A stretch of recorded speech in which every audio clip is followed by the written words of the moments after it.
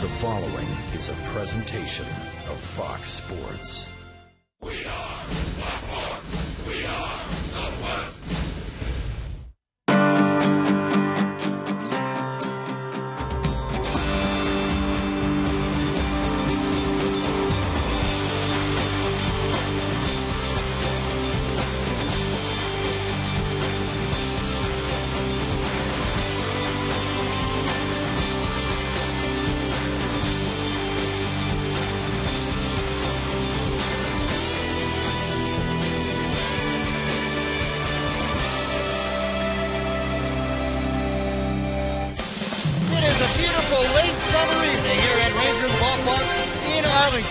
Tonight, the Rangers get set to battle the Pittsburgh Pirates in Game 2 of this three-game series. And welcome to Rangers Ballpark, along with Tom Grieve. I'm Steve Busby. Glad you could join us on this Tuesday night of Rangers baseball, and it looks to be another dandy pitching matchup for the Rangers. It'll be their best left-hander right now, and that's Martin Perez. Yeah, it's funny this time of year, Buzz. The Rangers have some solid starters, but right now, if you say you have to win a ball game, who do you want out there? You got to go with Martin Perez, I guess. He's won his last 6 starts, and in doing so, his ERA has been .276.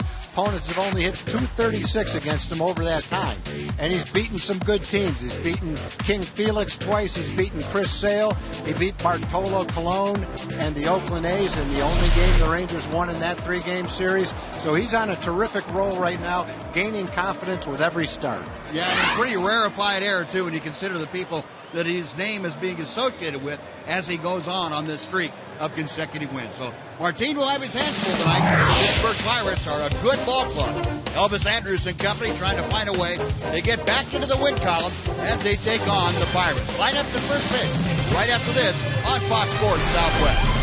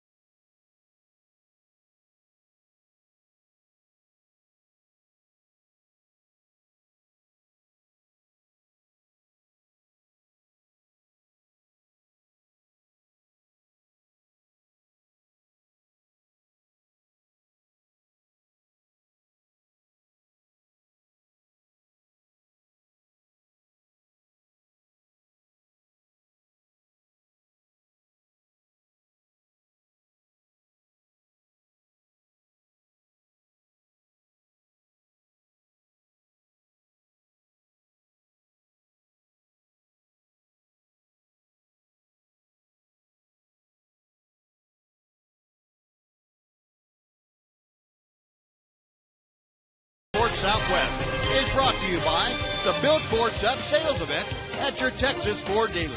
Ford is the best in Texas. By AT UVerse TV. Check availability at 1-800-PIC-ATT. Rethink possible. and by Progressive. Visit Progressive.com today. A great evening, a very comfortable evening here at Rangers Ballpark.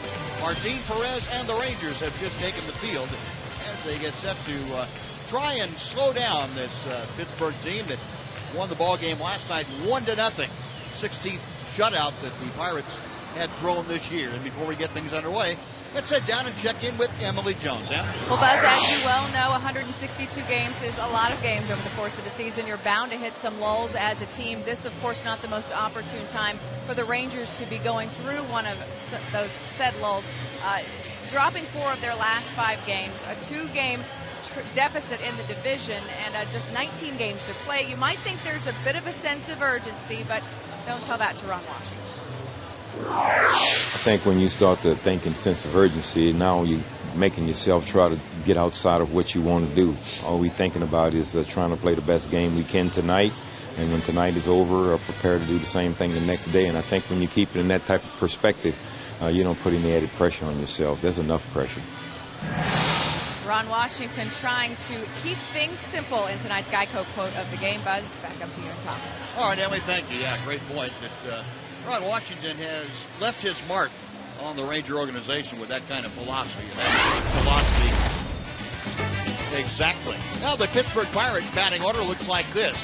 Josh Harrison leads off. He's the second baseman. Jordy Mercer is the shortstop. Andrew McCutchen bats third, plays center. Marlon Bird's in right. Gabby Sanchez the start at first. Russell Martin tonight DHs and hits sixth. Pedro Alvarez is at third. Jose Tabata is in left field. And the catcher is Tony Sanchez. And on the mound, Martin Perez. And for our progressive scouting report, we'll look at some facts. He's 9-3, 3.41 ERA in 15 starts.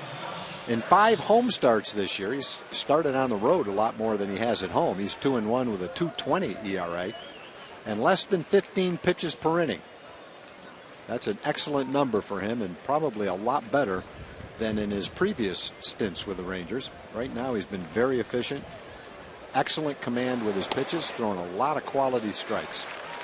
And there is a quality strike to Josh Harrison from Martin Perez. Harrison leading off tonight. Did not play in last night's ball game.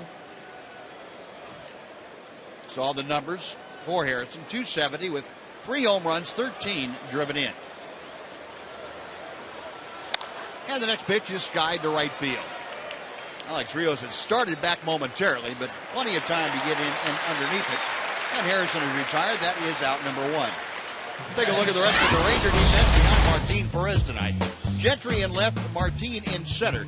And you saw Rios in right. Baker the start at first. Kinsler and Andrews up the middle. Beltray at third. A.J. Brzezinski is catching the 22-year-old left-hander Martin Perez. Crew tonight has Jeff Kellogg behind the plate. Chad Fairchild at first. Paul Schreiber at second. Mike Malinsky is at third. Jeff Kellogg, by the way, the crew chief of this quartet. And first ball swinging. Jordy Mercer taps one foul. It is 0-1. He was definitely trying to get out in front of one. He had a 93-mile-an-hour fastball right off the end of the bat. I thought it was a changeup. The way he swung at it, he wasn't going to be late. Hits this one well to left center field. That is up the alley and at the wall. It's off the wall. Playing the carom. Leonis Martin gets it back in. And boy, Jordy Mercer has turned on that pitch. Drove it as far as he could in this ballpark and have it stay in the yard. That's the deepest part of the yard. It is a 1-out double here in the first inning. He was definitely up there looking for a fastball. He was out front of the first one. That one came down the middle of the plate, and fortunately it stayed in the ballpark.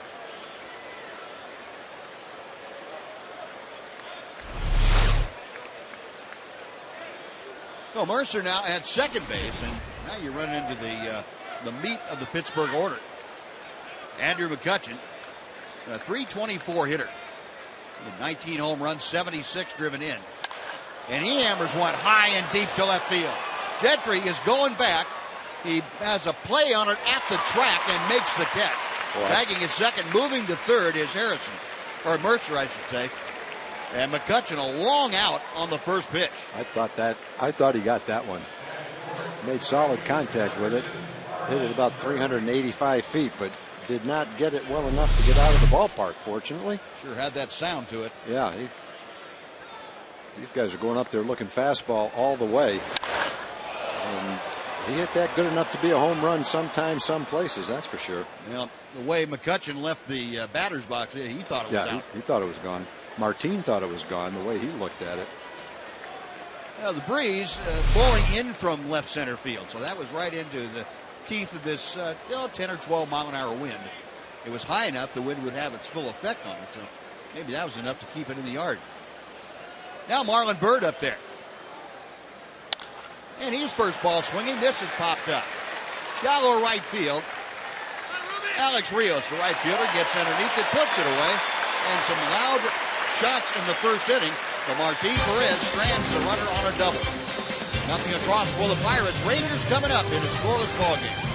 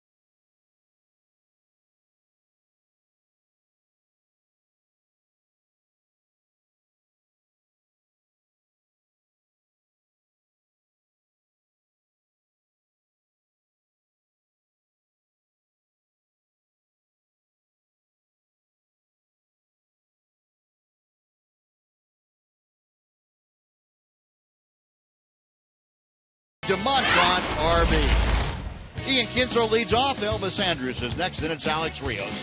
Adrian Beltre batting cleanup. A.J. Brzezinski is the catcher. Jeff Baker, the start at first. He hits sixth. Joey Butler gets the start at DH, batting seventh. Greg Gentry in left field. Leonis Martin will bat ninth and play center. And on the mound, Francisco Liriano. Auto Nation scouting report shows some pretty good things. He's 15-7 with an ERA under 3 in 22 starts. One or fewer earned runs in 14 starts this year. Only 6 home runs allowed. Fewest by any pitcher with 20 starts. A lot of first ball swinging tonight. Kinsler rifles one up the middle, but the second baseman Harrison shading him well up the middle, so it was right at him. And Kinsler is a hard out, number 1. Yeah, that's a tough first at bat right there. You get a fastball to hit, you rip it. Looks like it's off the bat, right up the middle for a base hit, and there's the second baseman standing there in the middle of the shift to catch it. Now, one pitch, one away. Here's Elvis Andrus. Elvis at 267. You can see the career numbers against Liriano, 0 for 11. And we got to remind you that Liriano, when he was with the Twins, really stifled the Rangers most times that he pitched against them. It's 4-1 coming into play tonight with all those starts in a Twins uniform. The 1-0 pitch. A bunt, and it's down the first baseline. It's rolling and just goes foul. If it stays on the grass, it's a hit. Tony Sanchez out there, but he was far enough down the line where all he could do was wait for it to go into foul territory and pick it up. That's the only way it would go foul. If it somehow started and stayed in the dirt, it would have stayed fair. If it stayed on the grass, it would have stayed fair. But it just barely rolls off the grass, and when it does, it kind of goes off that little ledge, and that pushes it to the right and just barely foul. just by that much.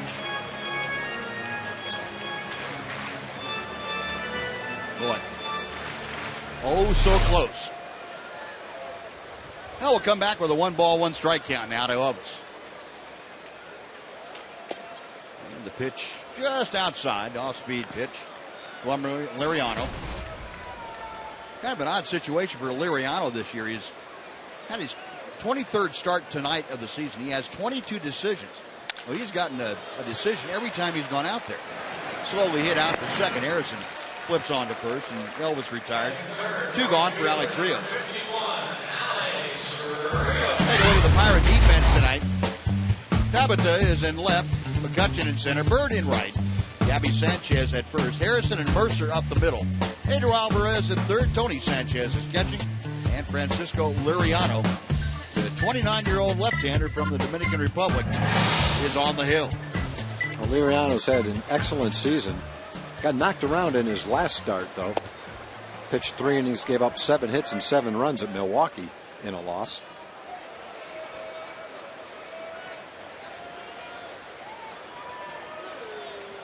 One-0 pitch to Rios.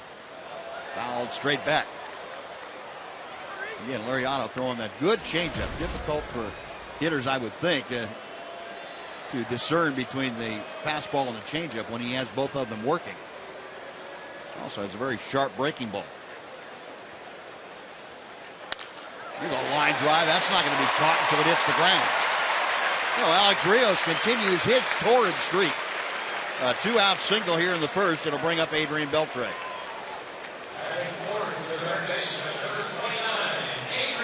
Oh, Alex Rios ripping his former teammate. Played together in with the White Sox last year.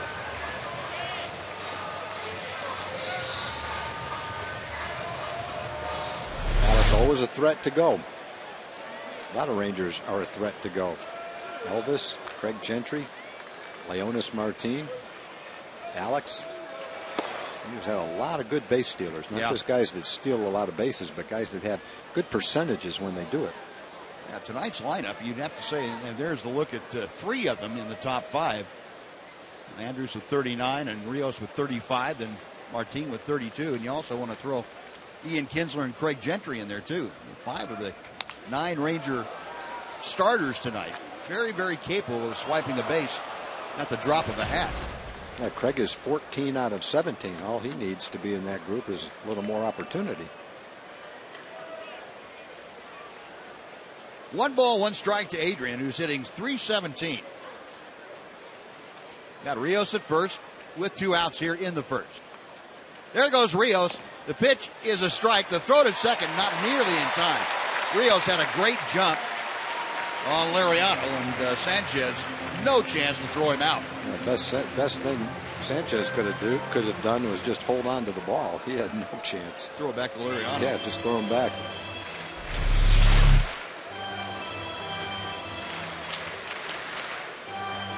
Or as I heard one catcher say, the best thing to do is throw it to third to make sure you cut him off. Can't keep going. So he can't keep going. That was about Ricky Henderson when he was running. Well, 1-2 now, the count to Adrian Beltre. Rangers the first opportunity with a runner in scoring position tonight. And Beltre lines one to right field, but Bird over into the alley and makes the catch. Boy, Adrian hit that right on the nose, but nothing to show for it. Rangers get a hit, but Strander runner will go to the second. Scoreless in Arlington. The Rangers and the Pirates.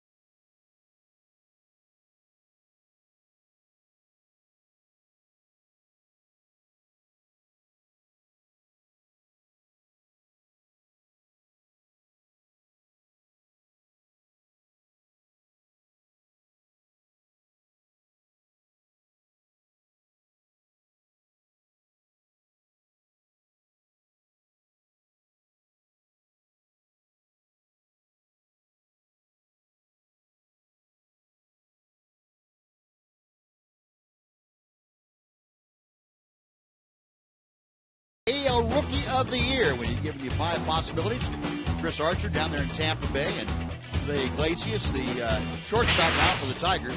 We'll get to the other ones in just a minute as Gabby Sanchez takes the strike. And Will Myers, the outstanding outfielder for the Rays. How about Martin Perez? 9 wins, tied for the most by the rookies. On the left side, Dan Straley has the other 9 spot for rookie pitchers. Just go to Twitter and hashtag FS, and then the last name of the player you select for Rookie of the Year. We'll let you know later on in the game what the opinions were.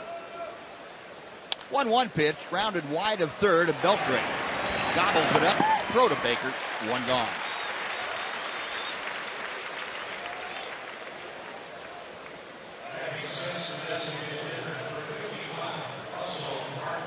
Now Russell Martin will face Martin Perez. Perez gave up the 1-out double in the first inning. Well, he had a lot of guys going up there swinging before they ever got in the batter's box. They saw a fastball, whether they're on deck or in the box, they were hacking at it. And a breaking ball starts off Russell Martin. There you go. Will prevent a lot of that. Martin at 237. And a little loop around in shallow right. That's going to drop for a base hit in front of Alex Rios. So Martin got jammed, but was strong enough to loop it over Kinsler's head and in front of Rios for the 1-out single. No, that was a good pitch. Dropped a breaking ball in there and then jammed him with a fastball. Not much you can do about that little blooper. Make the pitch you're trying to make. Got it in there. Big swing. And just dinked it over second base for a little soft single. Now Pedro Alvarez, the National League leader in home runs, steps up there. Left-handed hitter. He's dropped down a couple of spots in the batting order tonight with Martin Perez, the southpaw, facing the Pirates. Ripping a miss at the breaking ball. He was looking for a fastball to hit on the first pitch, too. Glad he didn't throw him one. Alvarez had the game-winning hit last night, that 6th-inning double that followed up Marlon Byrd's double. The only blemish on the record of Yu Darvish last night.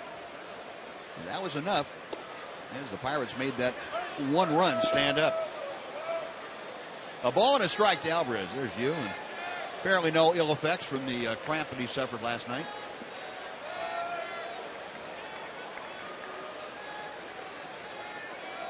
Perez sets the 1-1 pitch. Coming to Alvarez. Low and inside. It's 2-1. Alvarez, 88 RBI. He has torn apart interleague foes this year at a 357 clip. This is his 17th interleague contest of 2013. Another breaking ball is low. It's 3-1. So with 1 out, Alvarez trying to get aboard to join Russell Martin. Jose Tabata, the left fielder, waits in the on-deck circle.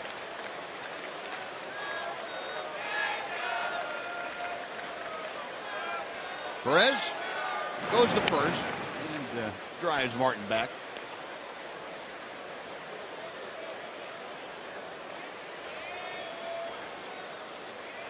Ranger infield playing Alvarez well around to the right side. You see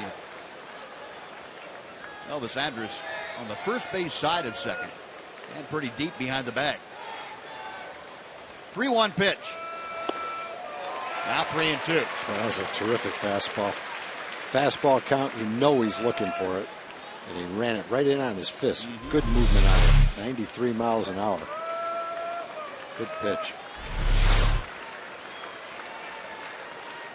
Yeah, even if you're a good fastball hitter, you can still, in fastball counts, have location defeat you. Sure can. 3-2 pitch. That's low, ball 4.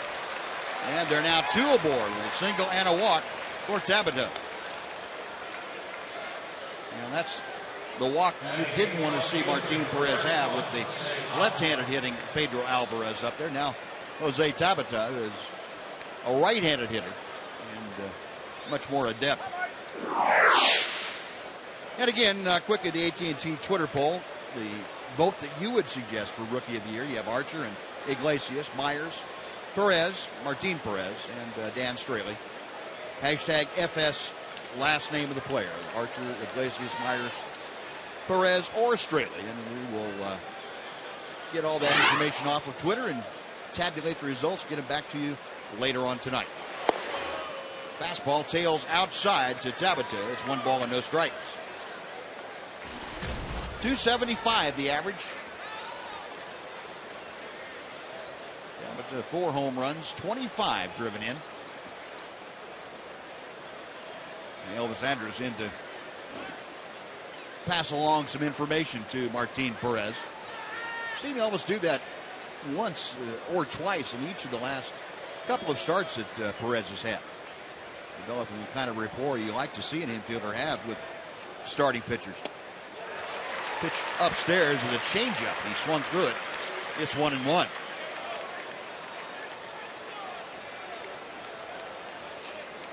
Maybe that's what Elvis told him. Throw him a high changeup, about shoulder high, and he'll swing at it. He was right. If that's what Glad he told didn't hit it.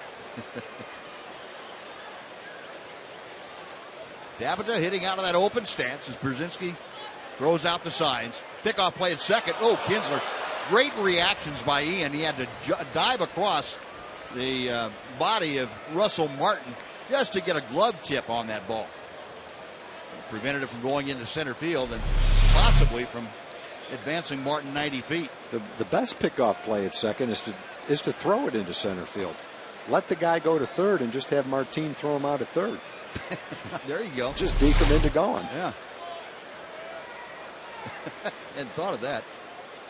Planned play. 1-1 pitch. Could be a double play ball to Kinsler. Andrews. Back to Baker. 4-6-3. That was what Elvis told him to do. And he got it done on that pitch. 1 left on a hit and a walk. We're going to the bottom of the second. No score. Rangers and Pirates.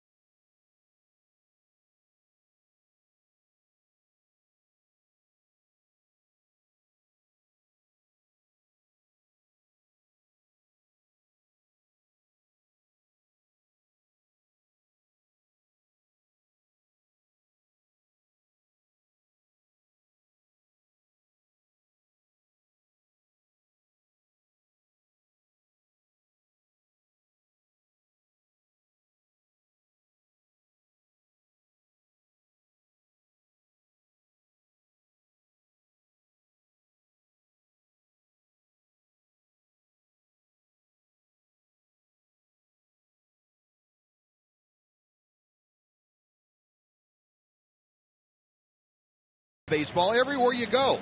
It's available for iPhone, iPad, Android, and BlackBerry 10. At Bat delivers Rangers baseball with live audio, pitch tracking, stats, news, highlights, and a whole lot more. Just text at Bat to 31826 or visit TexasRangers.com for details. Now that's a bowl of ice cream. I think it's a taco salad. Is that a salad? Yeah, I think it's a salad. I asked the same thing. I said, that's the biggest sundae I've ever seen. Usually you get those little baby helmets. That's a regular size helmet right there. Yeah, there it is. Nachos. Emily Jones was the one that straightened us out on that. She went and did some What if research. Emily's tried one of those before? Yeah, they're They're the Awesome Rossum nachos. Awesome Rossum? They're named after Robbie Ross. Ah, yeah, okay. That's the pink helmet, right? Yes, exactly. Okay. Exactly. Good. The Awesome Rossum nachos. That was the pink helmet he took with Listen, his pink have you backpack. guys not checked out my appetite lately? Pre-pregnancy and post-pregnancy, it's still there. I've tried just about everything on the menu. You here know, at we the weren't ballpark. going to mention that to you today, but that's all good. that stuff that costs $26, I've sampled pretty much Yeah. everything. Well, we knew that if anybody in the ballpark had understood that, it would be you. So that's I'm your go-to girl in terms Yep. of food. There for you go. sure. You can count on me, fellas. 0-2 pitch to Brzezinski, and he has gone on strikes. Liriano gets his first punch out of the evening. AJ back to the dugout. One away. Jeff Baker coming up. Yeah, Liriano pretty much is a guy throughout his career who's struck out at least a batter per inning. This year, coming into the game, 139 strikeouts and 136 innings. Had a terrific start to his career with the Twins. Then he got hurt, missed part of the season. Last couple of years, his ERA has been over 5. In fact, 3 out of his last 4 years, he's had an ERA well over 5. So since 2006 with the Twins, this is by far his best year. Great pickup for the Pirates. When you pick up a guy that's relatively available and get this kind of a season. A looper out in the shallow left center. That's going to fall for a base hit. So Jeff Baker gets aboard on that soft base hit. One out. Joey Butler coming out. Second hit of the night for the Rangers. You know, in many cases, most good teams have a guy like this, though. The A's have Bartolo Colon. They picked him up a couple of years. Anybody could have had Bartolo Colon. Right. I'm not saying anybody could have had Liriano, but he was somewhat available.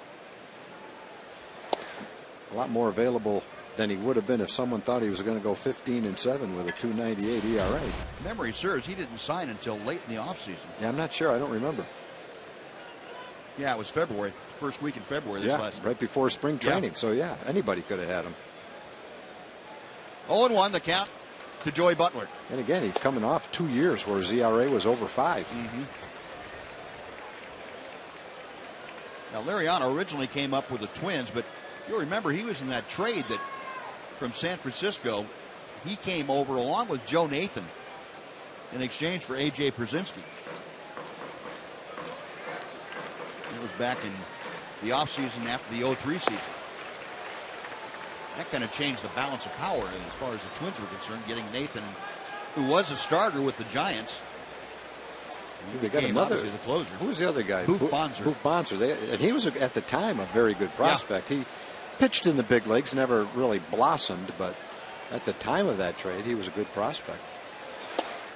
The rip and a miss, and Butler gone on strike. Second punch out for Liriano. 2 away, and Craig Gentry now will step in. Yeah, tough guy for a young hitter who's going up there looking for fastballs, being aggressive, getting an opportunity to face a guy with a really good changeup like that. I thought Joey's seen him at least, so the next time up he might be a little more prepared to hit that changeup. You ever get prepared to hit a good changeup like that? No, I guess I might not have missed it by quite as much, but I don't think I ever got prepared to really do any damage to it. First pitch to Gentry is high and outside for ball 1. But all I could say was, well, at least I didn't look as bad as I did last time. There you go. There you go. Announcers probably said something like, well, wasn't good, but he's getting closer. Cut that down. He missed by 4 inches instead of a foot. Kind of like the Greyhounds chasing that rabbit. Getting closer, but you never quite get there. That's pretty much me hitting a changeup. I always thought that a pitcher with a good fastball with good command and a really good changeup was the hardest pitcher for me to hit. I would think so. If you like to hit a good fastball, and you can hit a good fastball, yeah, I would think that would be tough. 1-1 to Gentry. Drops a butt down, and it's a good one. Stepping up is Sanchez. The throw is late. Gentry able to leg that out. That is as well as that can be played by a catcher. I'll say. Tony Sanchez got on that ball very quickly, made a strong, accurate throw, and still didn't get him by Oh, almost a full step. Yeah, and I'm not sure that he would have fielded that if he knew how fast Gentry was. I think he fielded. It looked like it was going to go foul. I think he fielded it because he knows how well he can make that play. And generally, he's going to throw the guy out. He just had Craig Gentry running. He's probably a little bit surprised that he could make the play like that and not get the guy at first base. But that ball was definitely going to go foul. Yeah, you're right. And I would say probably maybe anybody else except Martin, and he would have been out. So 2 on now with 2 outs. And here he is, Leonis Martin, and he rips through the off-speed pitch. It is 0-1. Leonis at 266. See the numbers there with 37 RBI. He's got Baker at second base and Gentry at first with 2 outs.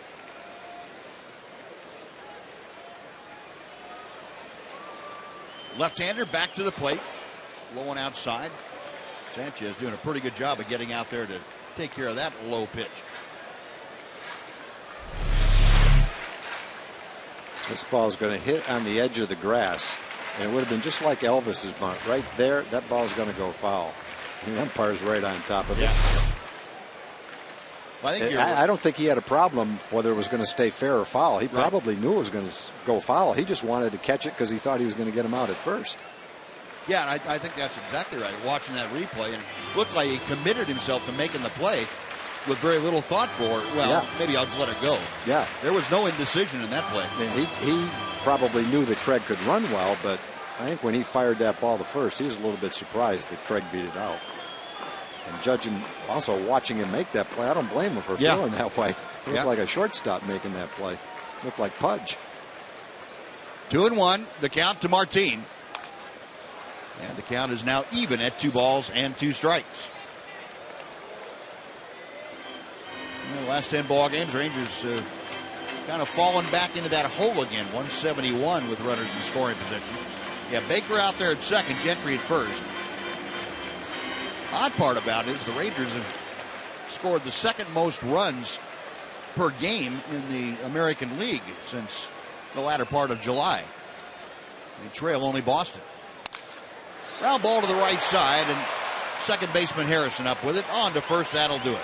Now the Rangers get a couple of hits, but strand 2. We have finished 2 here in Arlington. Rangers nothing, Pirates nothing on Fox Sports Southwest.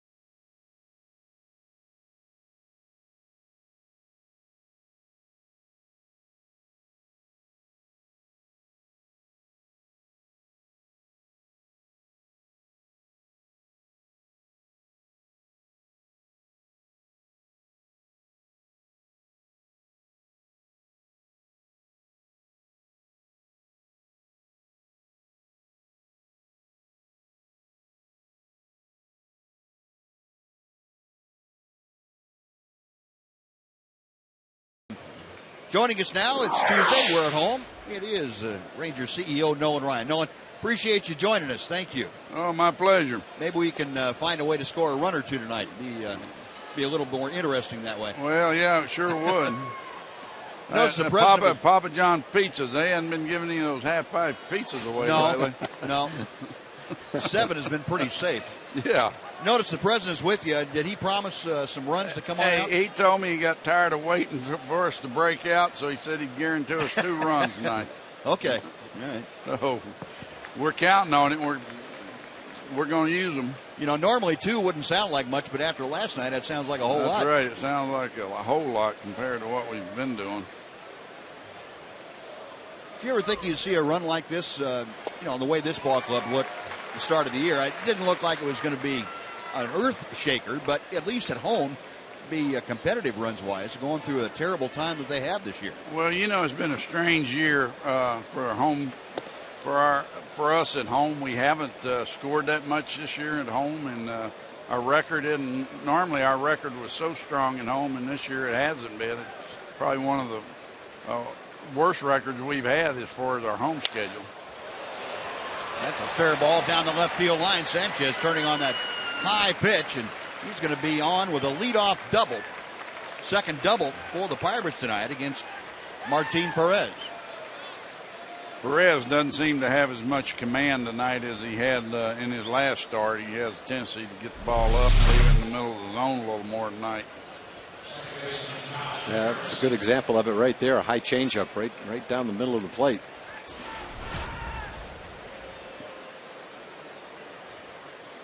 Well, third hit of the night, second extra base hit. And with Sanchez at second now, the Pirates go back to the top of the order.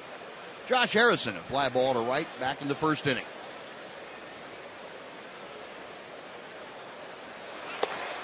Showing bunt, and Harrison did not offer at it, according to first base umpire Chad Fairchild. Asked from the appeal. Well, no, and the Rangers haven't done all that well scoring at home, but they've been pitching well at home, which is that's unusual too, where they're pitching better at home than they have been on the road. Well, they really have, and when you look at their pitching, with the lack of run production, our pitching's kept us in the game, really put us in position to win a lot of ball games, and a good example of that was last night. And you pitched probably as strong a game as he pitched in quite a while, and the command he had and how efficient he was. I think he threw 81 pitches in 6 innings, and so, he was really sharp last night.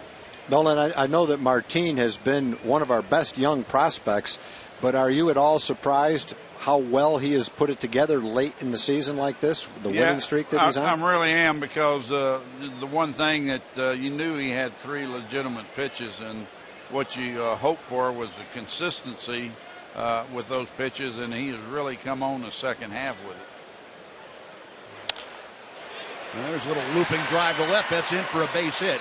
Gentry gets to the ball quickly, and so Tony Sanchez will stop at third. And Jordy Mercer, 2 for 2 tonight, a single now, and he had a double in the first inning. The Pirates with runners at first and third, 1 out for Andrew McCutchen. I tell you, with McCutchen, when he hit that ball to left center, I really thought he'd hit it out. We did too. It had all the earmarks of it, and it sounded like it too when he hit it, and it just died out there at the track. Reverse jet stream. Yeah, we needed it.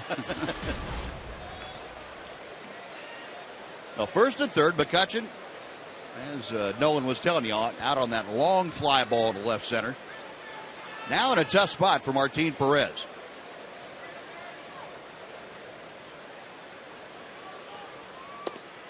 And the breaking ball just missed inside. It's 1-0. This is a tough guy to double up to. The only good thing is he hits the ball hard, so if he does hit it at one of the infielders, we got a shot at it.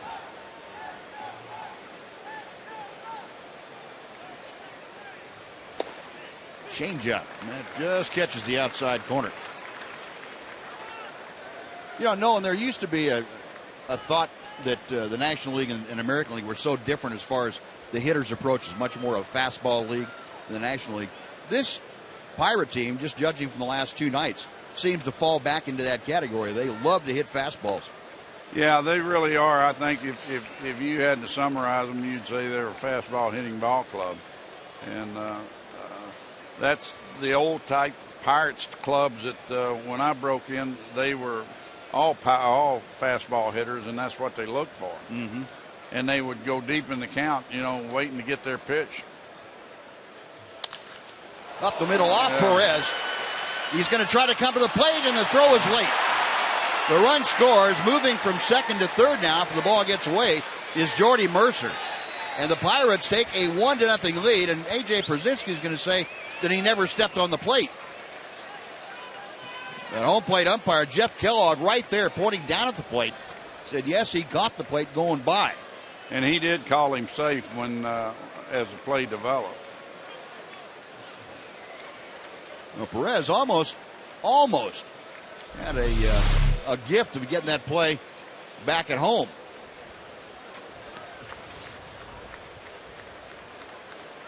Watching that replay, I can see why AJ might have questioned that call a little bit. Yeah, it looked like he stepped on his foot. Yeah. I don't think he touched the plate either. Let's see if we can get a different angle.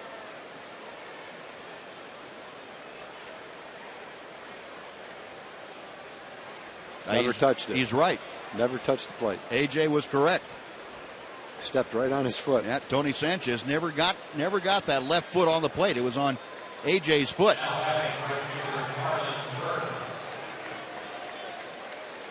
Yeah, he was. Tough call for Jeff Kellogg. And even though he had the best angle at it right there, he still saw that the play developed the way it did. So the Pirates take a 1-0 lead. Infield single and an RBI for Andrew McCutchen. Still runners at the corners. Still just one out. And Marlon Byrd now will come up for his second at bat.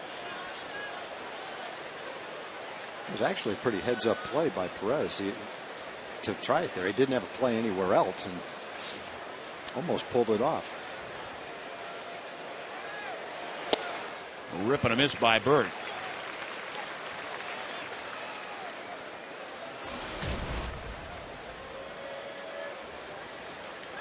So the base hit and then the error charge to A.J. Przinsky, allowing Jordy Mercer to advance an extra 90 feet, going from second to third.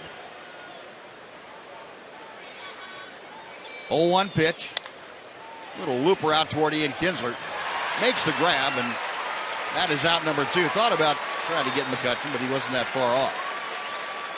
Now Gabby Sanchez will come up. Big pitch right there by Martin. You've got Marlon Byrd up there having his best season, swinging the bat pretty well.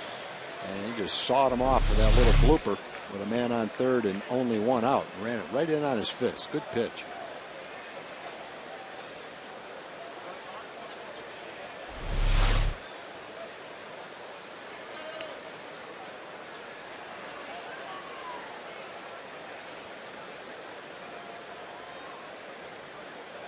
Sanchez, a ground ball to third, his first time up there.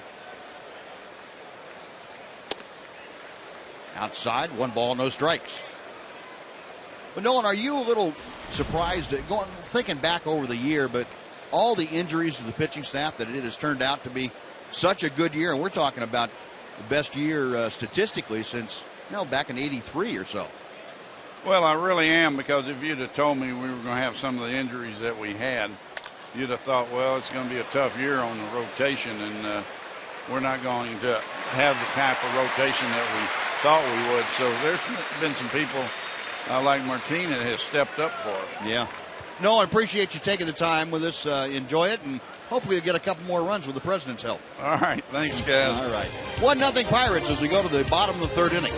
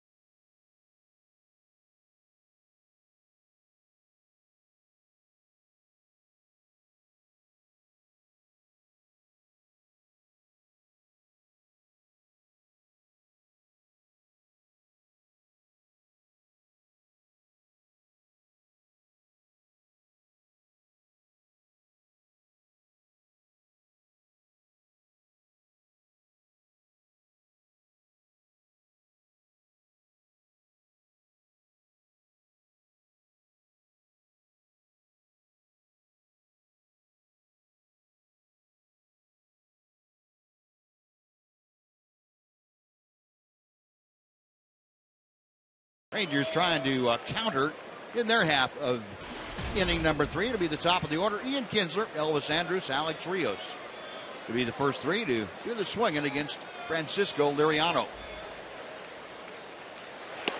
And Ian takes a pitch at the knees, the straight changeup it looked like.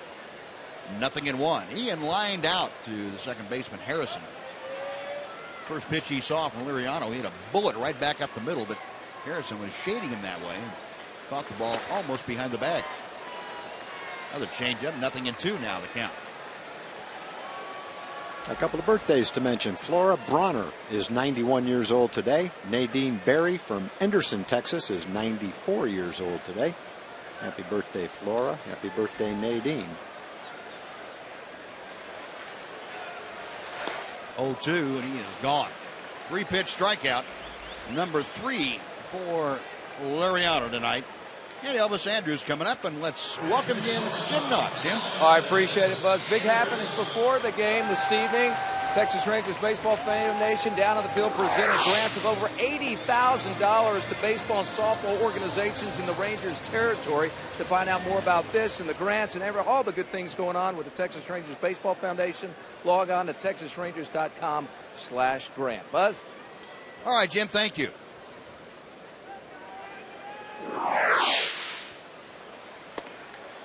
Elvis running up as if to bunt, and that brought Alvarez racing down the line from third, but Elvis took it for ball 1. Elvis tried to bunt his first time up, and it just trickled off foul. He would have had a base hit if it stayed on the chalk, but it didn't. Ended up grounding out to second. Pitch on the outside corner. That evens the count at 1-1. He's definitely got one of those changeups that he can throw one right after the other, and he can still make you chase it. Fastball, and again, Elvis running up as if to bunt. Pretty good complementary pitches. That 95-mile-an-hour fastball with pretty good late movement to it. And a changeup, it's anywhere from 86 to 88. And it looks like he has the same kind of motion with both of them. That shot to the right side and through for a base hit. Well, Elvis, with his 39 steals, is at first. His first hit of the night. Rangers with their 4th hit. And we'll bring up Alex Rios. Now let's take time here for a Mazda game break with Dana Larson. Dana?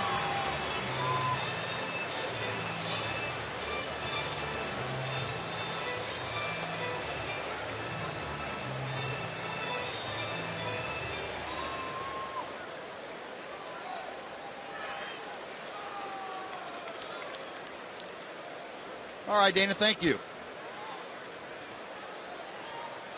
Elvis at first, 1 out. Alex Rios, who singled his first time, is at the plate, and they've got Elvis picked off. Sanchez to Mercer. Now back to Liriano, who's going to chase Elvis down and catch him. Well, Elvis caught right in the middle of his jump.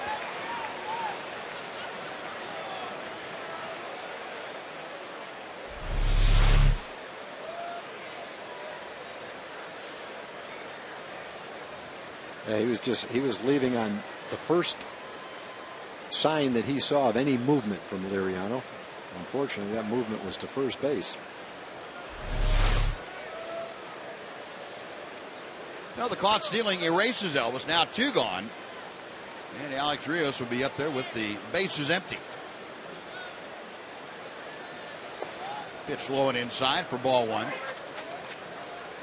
Elvis now 7 caught stealings this year, and he taking that glove off rather gingerly, that right wrist. See if he can fastball low and outside. Like his right thumb. He's trying to coax back into feeling. Fastball strike. It's 2-1 to Rios. Alex currently hitting at .282. He has extended his hitting streak now to 3 games with that first inning single. It's this one high in the air to center field, not carrying very far. Andrew McCutchen Backpedals a step or two, makes the grab, and that'll do it. The Rangers get a hit. Bunnell was caught trying to swipe second base. We're going to the fourth inning. The Pirates won, the Rangers nothing on Fox Sports Southwest.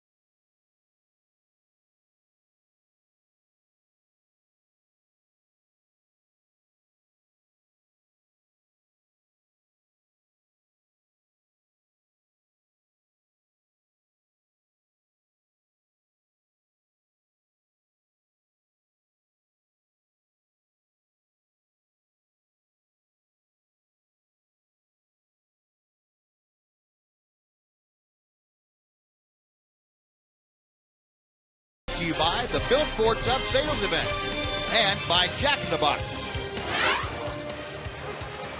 Now the fourth inning begins with Russell Martin, the designated hitter, taking strike one from Martin Perez. Pirates leading 1-0, scoring a run on 3 hits in the third inning. Perez dropping in that slow hook to the outside corner. It's 0-2. Martin, a 1-out single to right field in the second inning. Another breaking ball. See you later.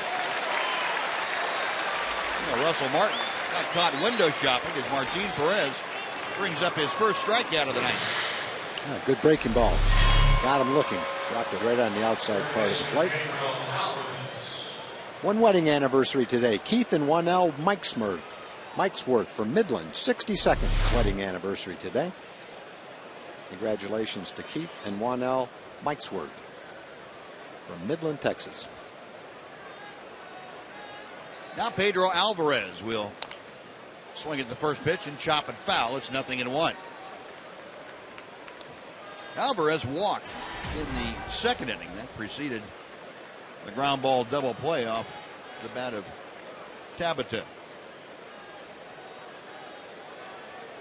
Perez with the 0-1. And the count is even.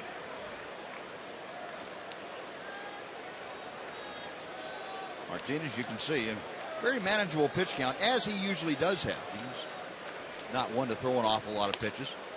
It's fouled away to the left by Alvarez, and the count moves to 1-2.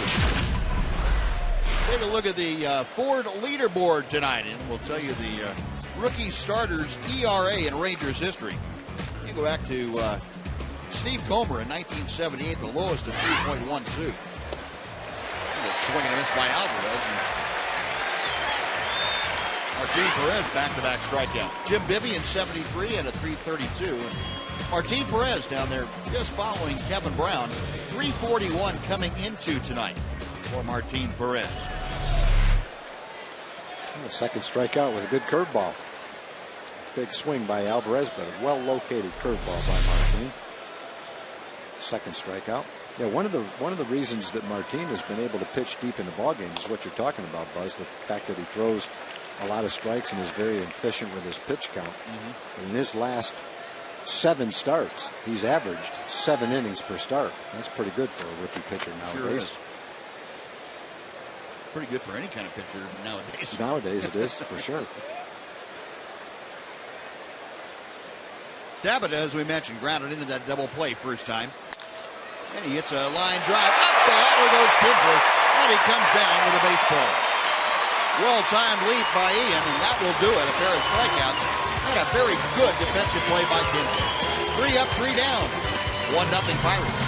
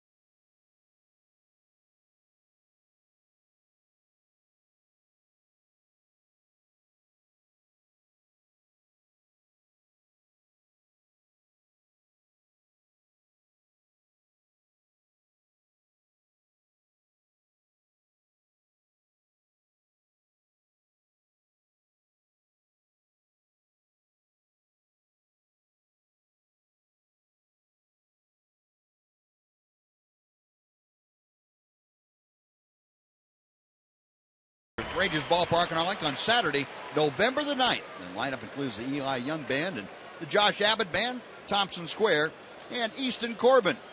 Tickets start at just $25, but get yours early because prices will go up on the 14th of September. Go to TexasRangers.com/Eli Young Band for tickets.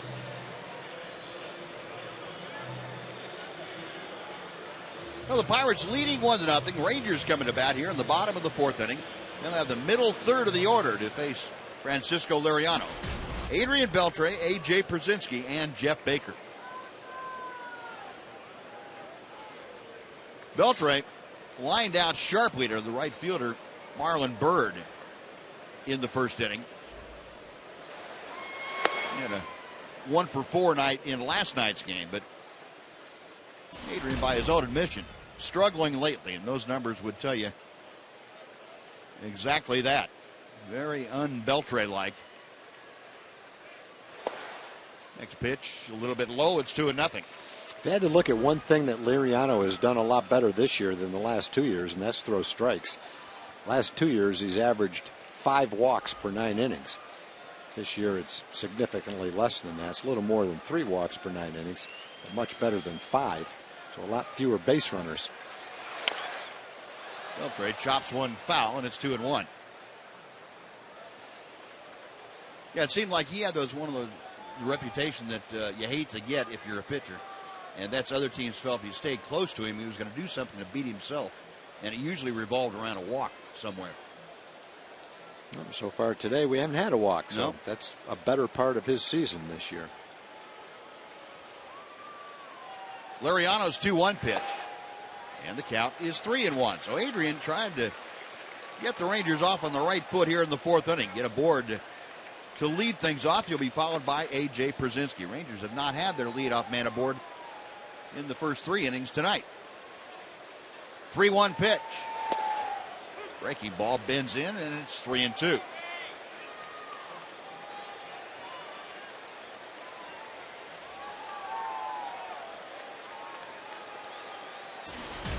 Adrian, a little preparation as he steps back in. Payoff pitch coming to it. Inside, ball 4, and Beltre draws that leadoff walk. There you go. Well, he definitely didn't want to throw him a fastball, 3-1 or 3-2. And Adrian was patient, took the walk. Well, the first pass issued tonight by Liriano. Now he'll face A.J. Przinsky. AJ went down swinging on 3 pitches, his first time to the plate. 279, the overall season average for the Ranger catcher.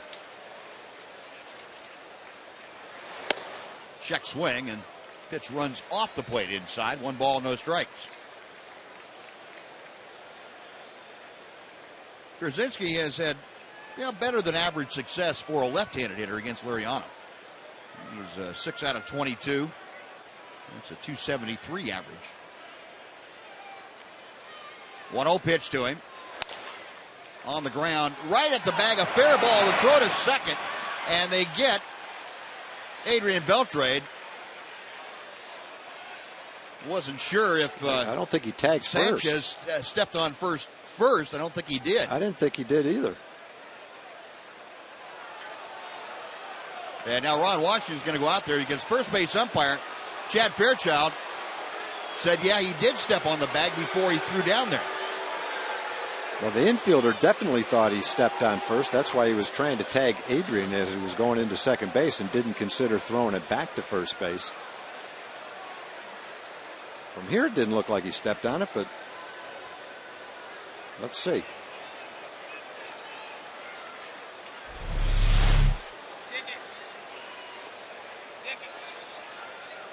Touched it with his glove. Okay. Yes, he did. Never with his feet, but with his glove. And the tag applied there to Beltrade. So that'll be the double play the hard way. The conversation's still going on. Well, once he tagged first, he has to tag Adrian. Right. And it looked like Adrian, if he slid toward the outfield. Well, now from that angle, it didn't look like he hit the bag. Let's take another look then. His foot's not there. He didn't. Does he kick the base right here? Yes. He kicked the base with his foot. Kick the base. There we go. At first, it looked like his glove. It wasn't the glove. It wasn't his foot the first time, but it was the foot the second time. Okay. I'll have to give Chad Fairchild credit. Yep. If that's what he saw, he's got better eyes than we do watching the replay 3 times. We had to get just the right angle. We are not being recruited to be umpires. No. Nope. And, occasionally we'll find one where the umpire missed it, but we show a lot of them. And 90% of the time, at least, the umpire's right. And he had that one right, too. He sure did. So the leadoff walk is down the drain. And the double play took care of Beltrade and Pierzynski. Jeff Baker at the plate. Base hit to left center, his first time up. The 0-1. 1 ball, 1 strike.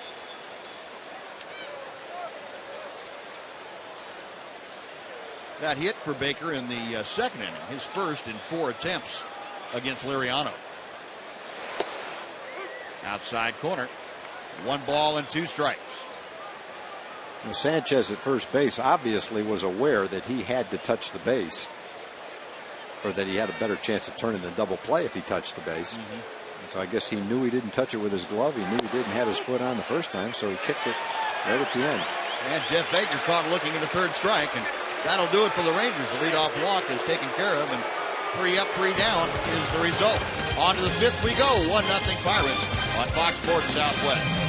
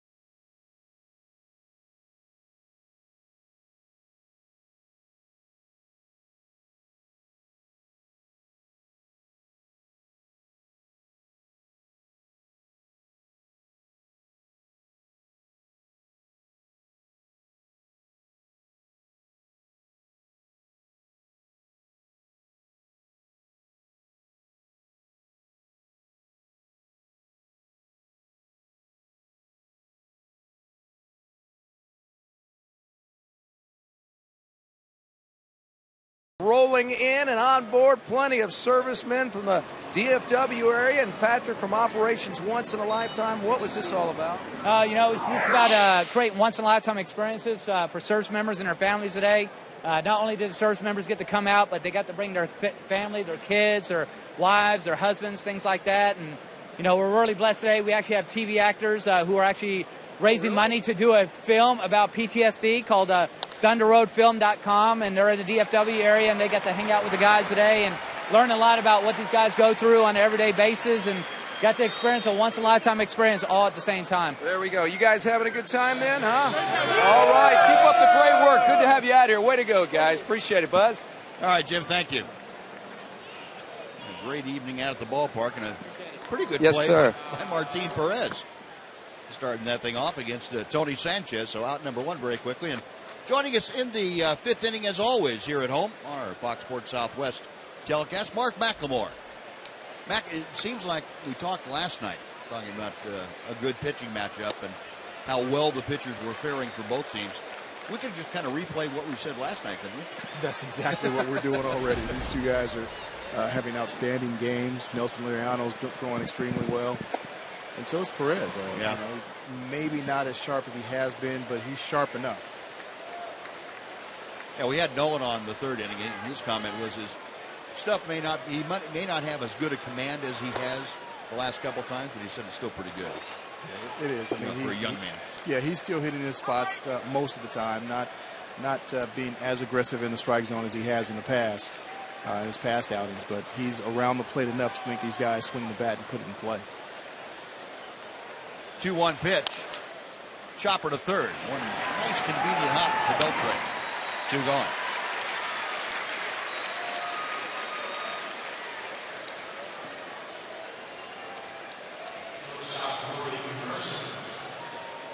Well, Perez, a couple of ground outs, and Mark McLemore joining us, as always, the co-host of Rangers Live before and after the ball games.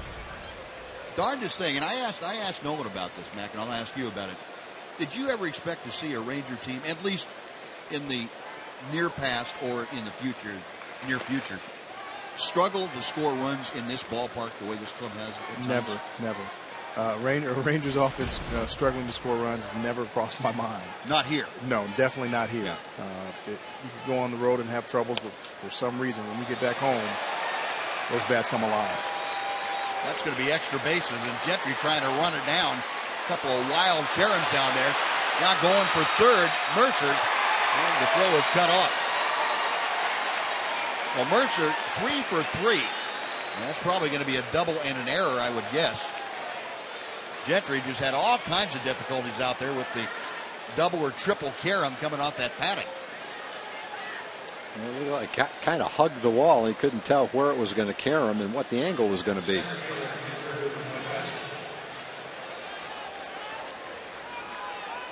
Well, Mercer double in the first, a single in the third, and now at least a double. And Adrian Beltre won't be recruited to be an umpire either. He's trying to do his best to convince the umpire down there at third that it was a foul ball. He got it wrong. Mike Lelinski wasn't buying any of that. That is going to be a double, and the error charged to Craig Gentry. So 2 errors tonight for the Rangers. Man at third with 2 outs. That'll be up to Martin Perez to deal with Andrew McCutchen. McCutchen is 1 for 2 tonight. Infield RBI single last time up. Chops 1 foul. 1-1.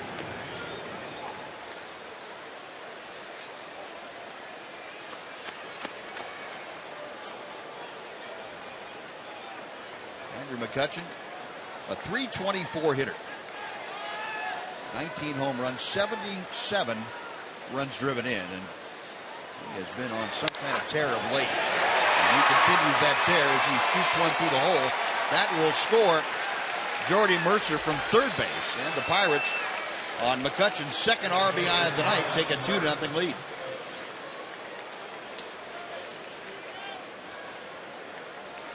You can tell watching McCutchen in just these 2 games what a good hitter he is, how well he's swinging the bat right now. He's hitting pretty much everything they throw up there. Had the ball that he hit 390 feet the first time up. A couple of base hits since then. Came into the game hitting 324.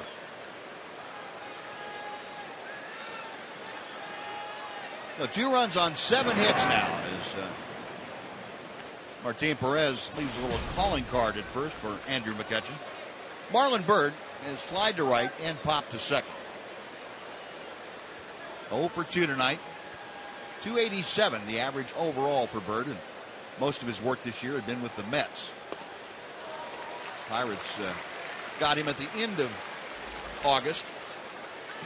He and John Buck, the catcher, came over from the Mets.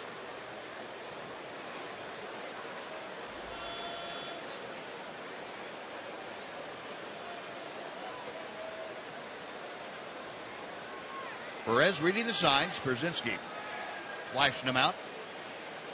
The 0-1.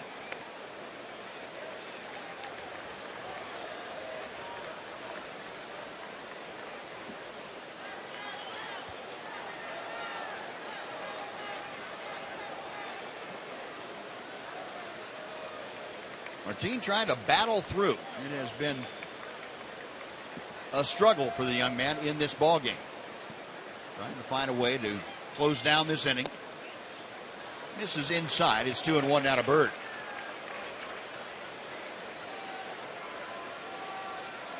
Now, when you really look at it, it looks as though he's not pitching as well as he actually is, because the Rangers are behind 2-0, but he's only given up 2 runs.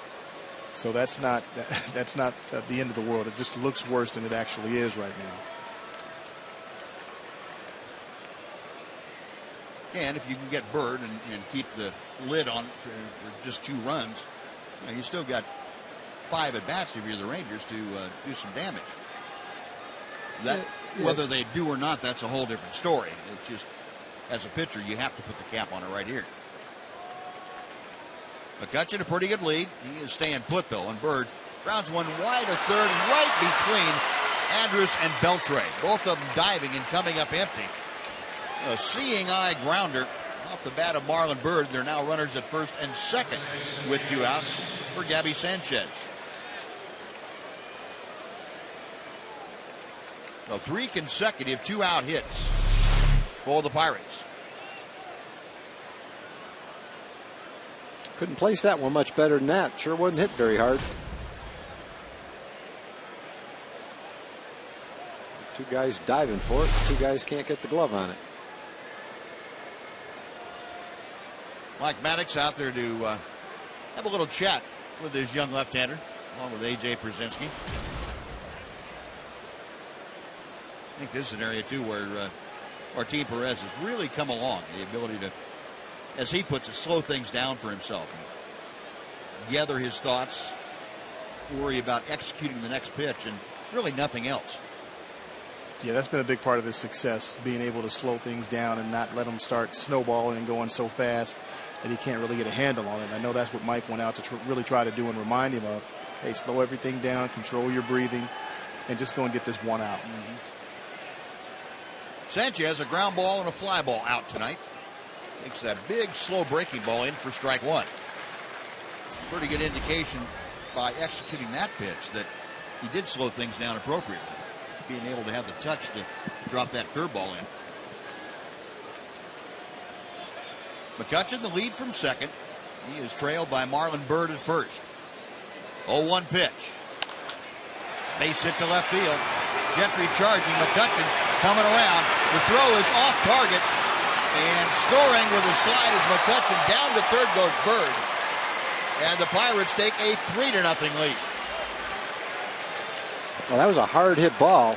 It looked like the kind of play that if Craig made an accurate throw, he had a pretty good chance to get McCutchen, as well as McCutchen runs. He had the ball before McCutchen really ever got to third base, right as he was touching third base. And the throw was a strong throw. It was just 6 or 7 feet up the first base line, but this throw's right on the money at home plate. It's an easy out at home plate. Just a throw that wasn't very accurate. And Martin Perez thinking about what had happened instead of what he was supposed to do. He was not backing up. If that ball had gotten by, it would have allowed Marlon Byrd to score. That you're a pitcher, you've got to be all the way back to the backstop. Martin Perez became a spectator on that play. Now, first pitch to Russell Martin is low and outside for ball one. Martin Perez has got to be all the way over by the Ranger dugout, right behind Pierzynski. There's no way he should be there, and that's just being upset about the hit you just gave up instead of doing what your job requires. That pitch in the dirt, and that's going to allow Bird to score as it bounces away from Pierzynski. And all of a sudden, things have spiraled out of control. It's 4-0 in favor of the Pirates. The wild pitch for Perez. Alexi Ogando loosening in a hurry now.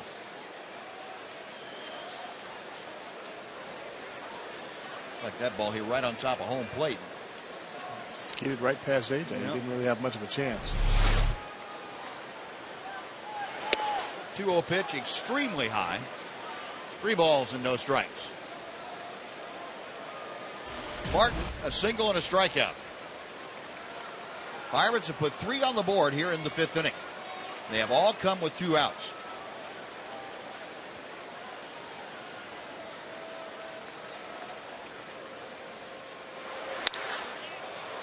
Three and 0, a green light and a fly ball to right.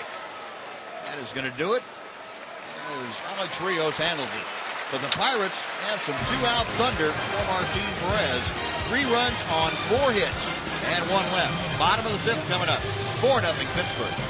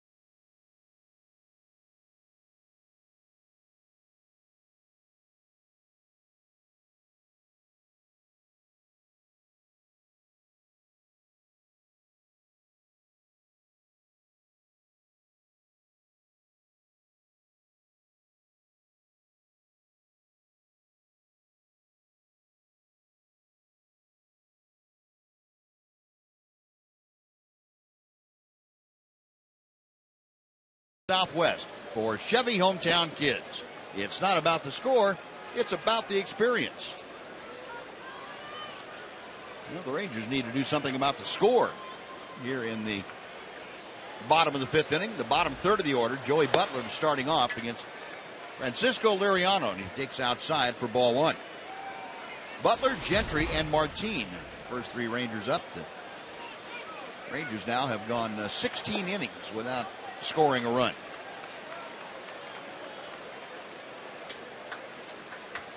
Butler, a strikeout his first time to the plate. Ahead of the count, 2 balls, no strikes. Now 3-0. So Joey patiently waiting out Liriano to see if he'll walk the leadoff man again. Did so with Beltray last inning. And he does. 4 pitches, and each one successively further outside and high. 1 on, nobody out, and before Gentry comes up, let's send it over to Dana Larson for a Mazda game break. Dana?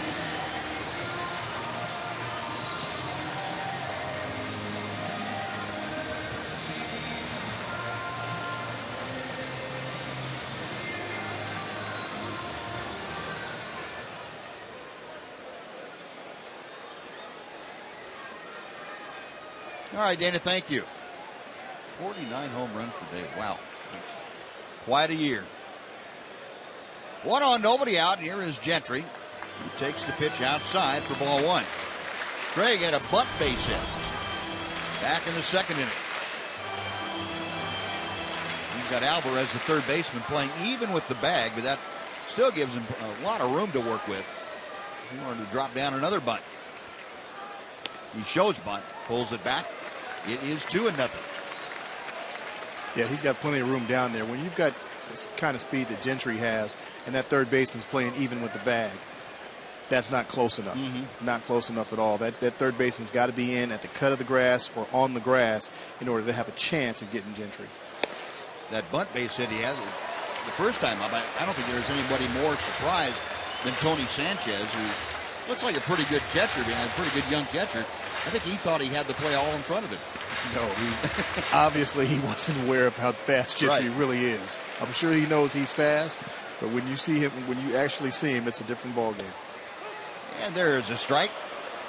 Well, the first 7 missing the strike zone, and now Liriano able to get the count to 3-1 to Gentry. They almost have to take a pitch here, don't you, Mac? Yeah, down 4 runs. There's no question. You've got to. You're hitting 8th in the order. You need base runners right now. Liriano ready to work. 3-1 pitch. Fastball, and Gentry, I think, had designs on butting that had it been a good strike. But he knew where Alvarez was. Alvarez went way in back of the bag. Well, the count is now full. And Gentry, the number 8 hitter, trying to get aboard also. And Leonis Martin, the center fielder, waiting to be next. Liriano sets. Butler the way from first. He's staying put. And the pitch fouled away. Mac, did you happen to see the reports of the argument that Buck Showalter got in today with Joe Girardi about stealing signs? I saw a little bit of it. Yeah, I was kind of amazed at what I heard. I'm sure that goes on from time to time. It just seems like a simple thing to stop by just change your signs. Isn't that all you have to do?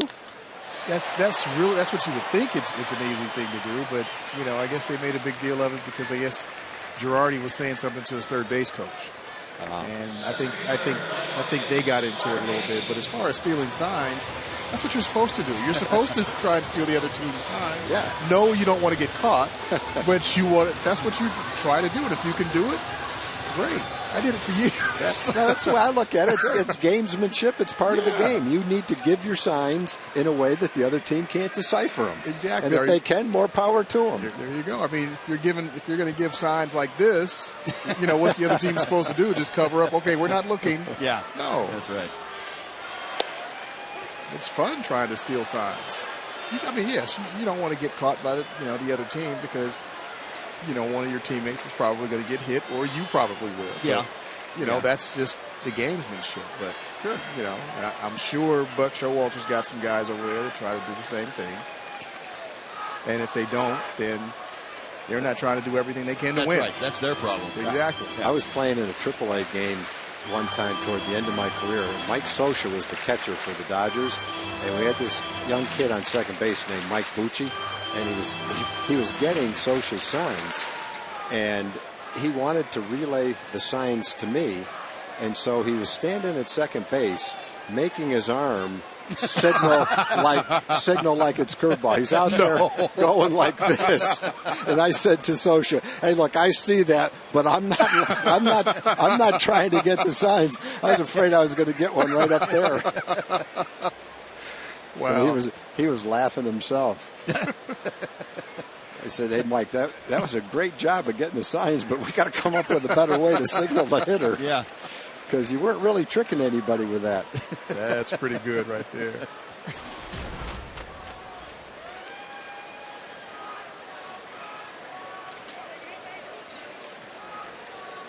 That's half the battle. Half the battle is getting them. The other half is being able to relay them. Mm-hmm. And you'd be amazed that there are a lot of guys that don't like to get them.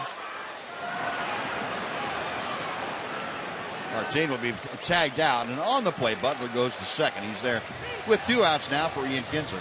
We were getting the Yankee signs one time way back when at the old stadium when Thurman Munson was catching for the Yankees, and Billy Martin was our manager, and he was verbally signaling to the hitter what kind of pitch is coming. And this is in the first inning.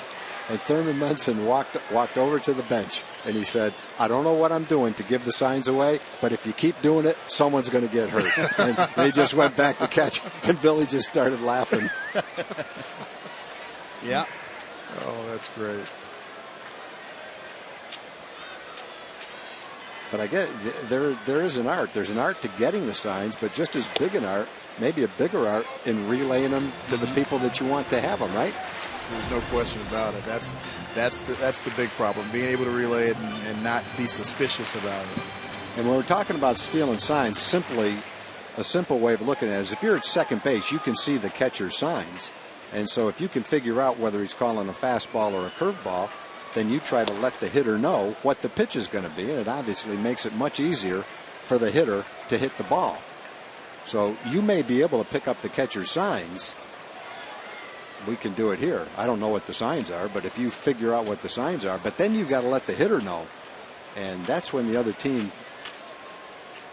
can get an idea of whether you're relaying the signs to the hitter or not.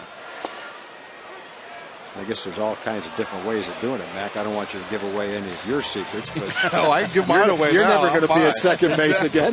I'm fine now. Relievers were easier because they like to come in and they don't like to think very much. So it's first, second, last, or first sign after the last pitch, and that's how they just went with it. Yeah. Starters, they could get a little bit trickier, and so they had some ways. And Jamie Moyer was probably the trickiest guy. I just said, hey, I don't even want to know. I'm not even going to try and figure yours out. And he was just, off the charts with his stuff. I'm like, if you've got to do all of that, you should probably just retire, JB. Really? With Moyer, you could tell him what's coming with Moyer, and still, for most guys, it wouldn't do that much good. Wow. He was something. That was a lot. If you're at second base and you're going to relay the sign to the hitter, what might be a way that you would do it? Sometimes I would use my head. Sometimes I would use my hands. Sometimes I would use my feet. Most of the time, I didn't even look at the hitter. I'd look to the outfield, left field or right field, let him know, location or off speed or fastball. So there were a lot of different ways, and it just depends. And when I did it, I did it a lot. I had a different set pretty much for the guys that were the big guys right behind me. So it wasn't the same for the guys hitting 3, 4, and 5. It was different for each one of them. That way, the other team wouldn't really suspect, hey, he's doing that. Kinsler to left center field, coming on, and gets by McCutchen. Around third, coming in to score, Joey Butler, and Ian Kinsler with the RBI double. It's now a 4-1 Firebird lead, and the dry spell is stopped. Well, the way the Ranger luck has been going, I just assumed that McCutchen was going to come in, slide, and make the catch, but he wasn't able to do it. Rangers pick up a run. Yeah, he got a great jump on the ball, so I thought he was going to be able to get there. He got there, just couldn't make the catch. And fortunately for the Rangers, he wasn't able to come up with it. And he gets his glove on the ball, it looked like. You're right, just didn't catch it. It looked like one of those ones time you talked about where if you stay on your feet, it's probably an easier play. It might have been. Than going to the ground. Just reach down around your ankles and might have been. I don't even think that one was ankle high.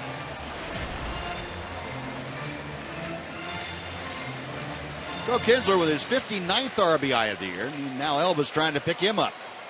Elvis 1 for 2 tonight. A ground out and a single. Outside corner. 1 ball and 1 strike.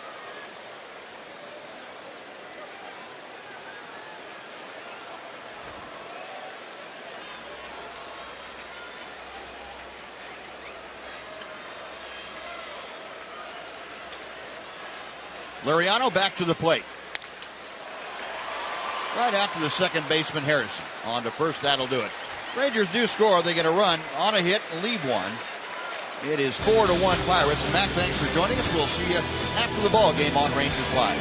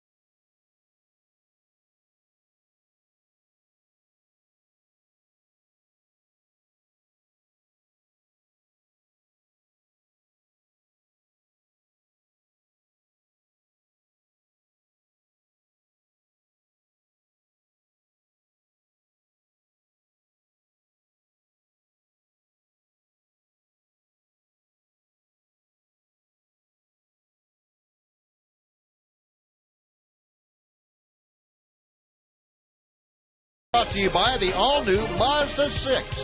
When you change everything, you change everything. The Rangers scored their first run since Sunday afternoon, their first extra base hit since the 7th inning of that Sunday afternoon contest out in Anaheim. A 15-inning drought officially, and Martin Perez now back to the hill.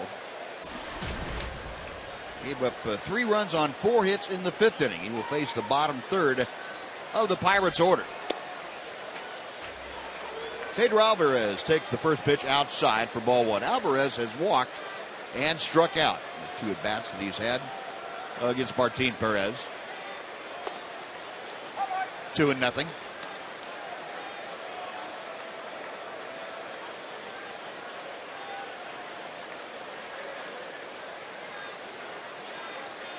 Perez to the line and fires a knee-high strike.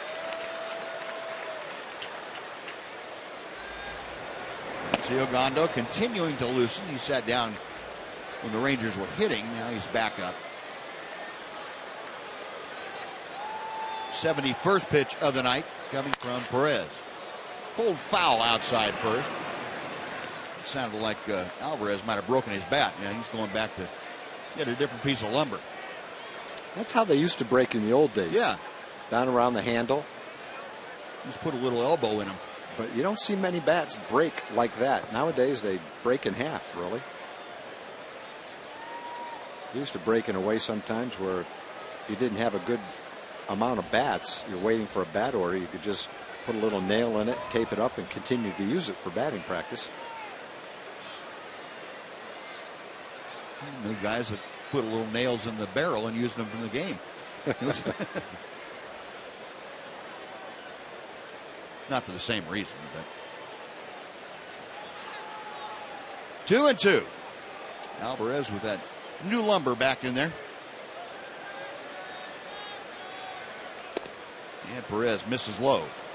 So the count has gone full. Alvarez leading off, trying to get aboard. Jose Tabata, the left fielder, is waiting in the on-deck circle. 4-1 Pittsburgh. They about hit the Rangers 9-5 tonight. And ball 4 is low and away. And it looks like with Ron Washington going out to the mound, that may be the last hitter that Martin Perez is going to be allowed to face here this evening.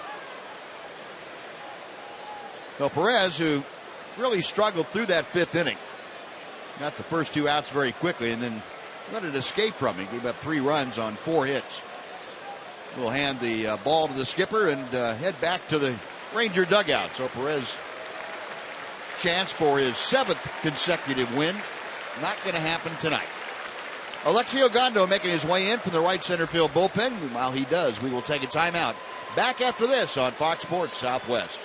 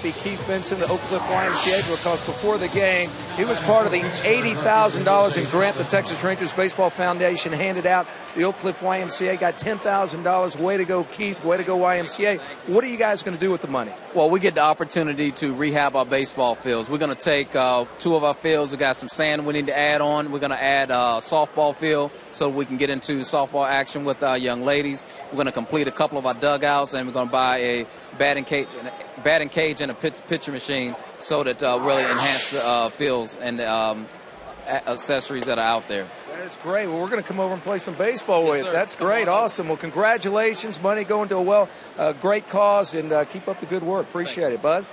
All right, Jim, thank you. Well, Alexi Ogando on, facing Jose Tabata with 1 on and nobody out. Ogando's 0-1 pitch, a bunt, and Ogando will field and throw. The sacrifice goes 1-3. And down to second goes Alvarez. He's there with 1 away. And Tony Sanchez coming up. Here are the numbers on Alexi Ogando for you. Well, the last time Alexi pitched on the road, he was throwing the ball great. His fastball was right where it used to be as a reliever, 96, 97 miles an hour consistently. He had a pretty good slider. It looks like he's definitely feeling healthy and throwing the ball great right now. Yeah, Alexi got the win on Sunday's game out in Anaheim. He went an inning and a third. Gave up just 1 hit. Well, trying to prevent any more damage here in the 6th inning, Tony Sanchez goes after that first fastball and fouls it back. It's 0-1. Sanchez, a double and a run scored. That came back in the 3rd inning. Last time up, he tapped right back to the box.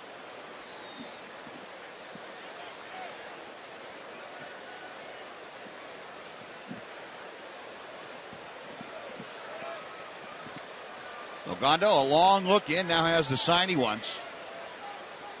And the 0-1 pitch is on the way. Ball kind of popped out of the glove of A.J. Pierzynski. 1-1.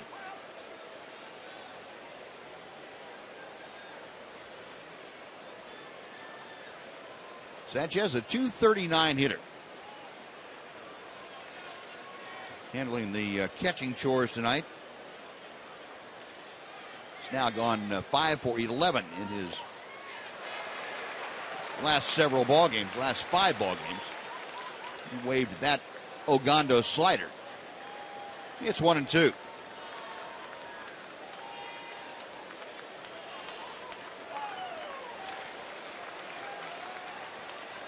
Alexi is ready. A check of second. Got him swinging. Well, a good sharp slider there. Sanchez strikes out. 2 gone. And Josh Harrison, scheduled hitter, is being called back. Great breaking ball. Broke down a little bit out of the strike zone. Got Sanchez to offer at it. Like Neil Walker swinging the bat in the on-deck circle. Neil Walker, the switch hitting second baseman. He started last night at second base anyway. He will come on here as a pinch hitter for Josh Harrison. Harrison went 0 for 3 all of his at-bats against Martin Perez. Now, Walker's a much better hitter left-handed than he is right-handed. Right-handed, he's been up 73 times. He only has 1 extra base hit. A much stronger hitter left-handed. Maybe why he wasn't playing tonight. Walker at .260 overall. 3 home runs. And the first pitch to him is a breaking ball that's low for ball 1. Walker, though, mired in a 0 for 14 slump at the moment. Last 3 games 0 for 11, but that goes back even further.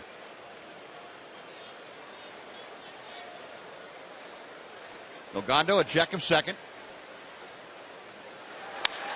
And Walker lifts one in the air to pretty deep left field. Going back into the corner is Gentry. He stops right on the line and makes the catch for the final out. A little hesitation and breathing for some Ranger fans. 1 left for the Pirates. We're going to the bottom of the 6th, 4-1 Buccos.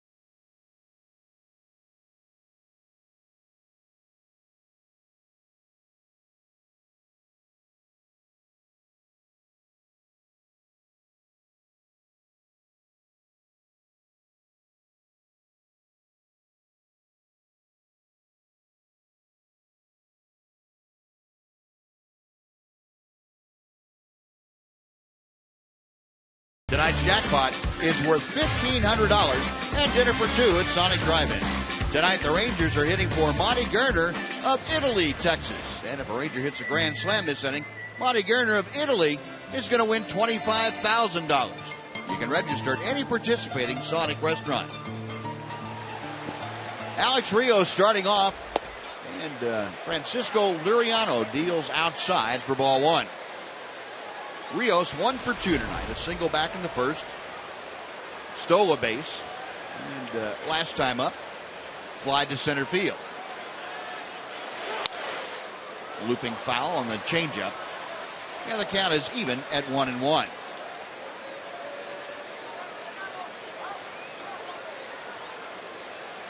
Rios currently batting at .282. Neil Walker stays in the ballgame and takes over at second base. And a line drive to center, but that is right at Andrew McCutchen. One gone. Boy, Alex really swinging the bat well. And McCutchen had him played perfectly. And now it'll be up to Adrian Beltre with one out. Adrian walked his last time up.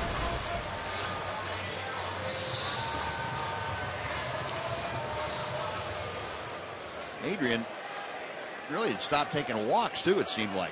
He hadn't had nearly as many as he'd had. And there's a base hit. That is up the alley. It is going to the wall.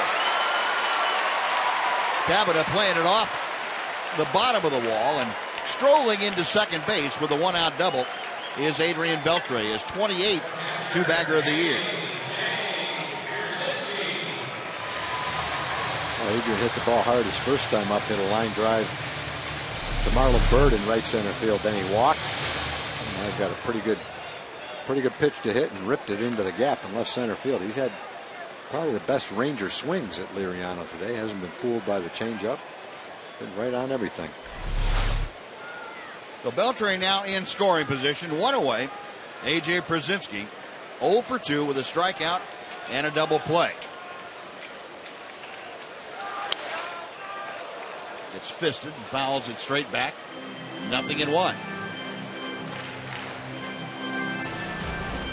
A.J. at 278 after the 0 for 2 here this evening.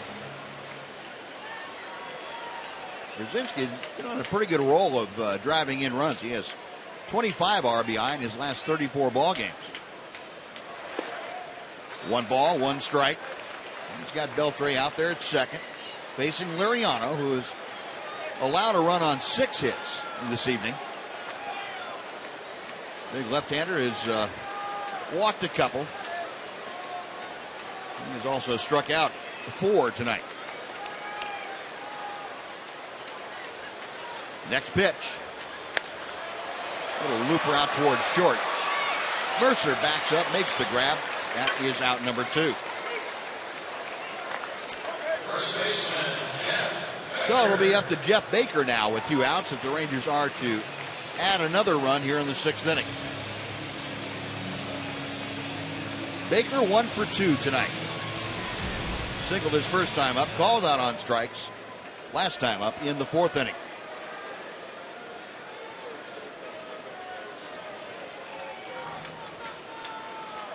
Jeff entered tonight's play hitting at 287. That's the lowest his average had been since way back in April.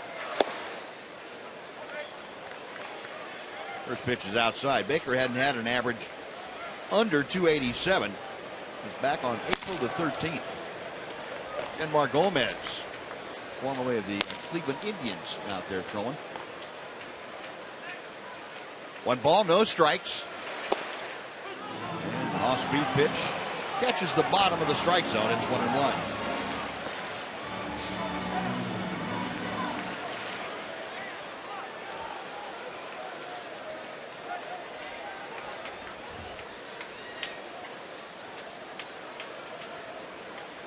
Liriano okays the sign. He checks Beltre at second base. Baker a rip and a miss. It's a ball and 2 strikes.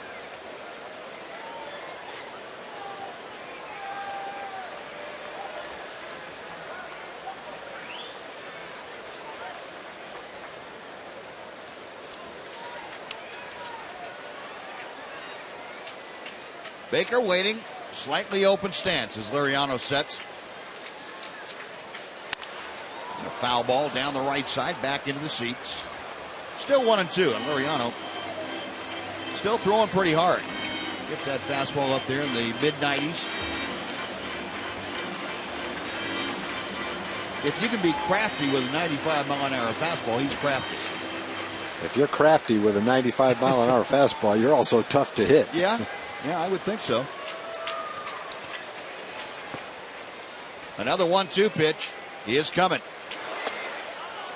Check swing, and oh boy, that was a good job of checking his swing right there. I don't know how he did it. You have strong hands to do that, don't you? Good save. Yeah, he did. He stopped it just in time. 2-2 now to Baker.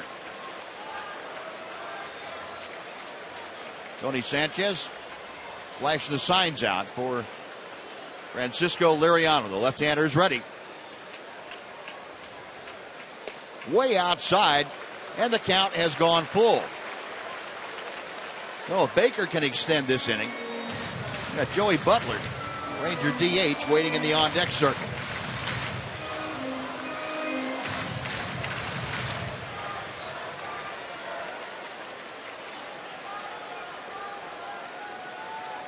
Liriano with the payoff pitch coming to Baker.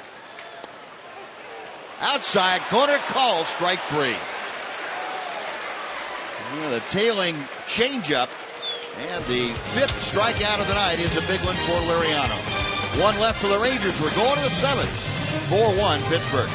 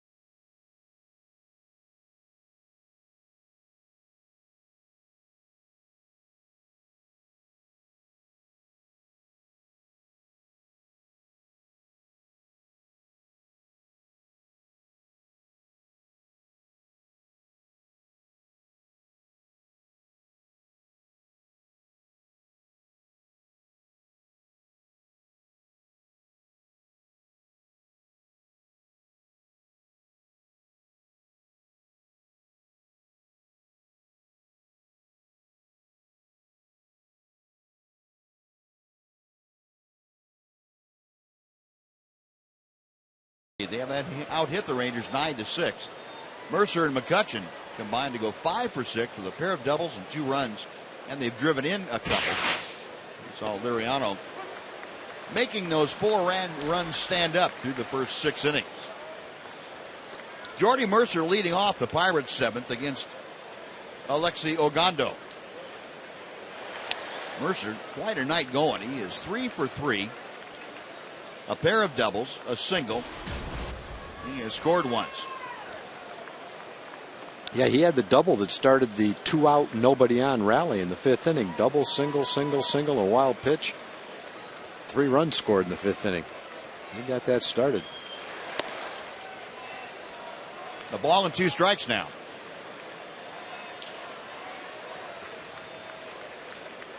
Ogando came on in the 6th inning for Martin Perez. Came on with a man on and nobody out. Got a sacrifice bunt, a strikeout, and a flyout. Call strike 3, outside corner. And Mercer left standing at home plate. That is strikeout number 2 for Ogando. painted that outside corner 95 miles an hour. Got him looking. I think Mercer knew it. No argument with the umpire. Just turn and walk back to the dugout. Well, one away. Now Andrew McCutcheon, who is 2 for 3 tonight. He has driven in a couple. The first pitch to him is breaking ball in the outside corner as Robbie Ross gets some work in, getting loose in the Ranger bullpen. McCutcheon, a pair of singles, a run scored. Grounded foul outside third. And the count goes to 0-2.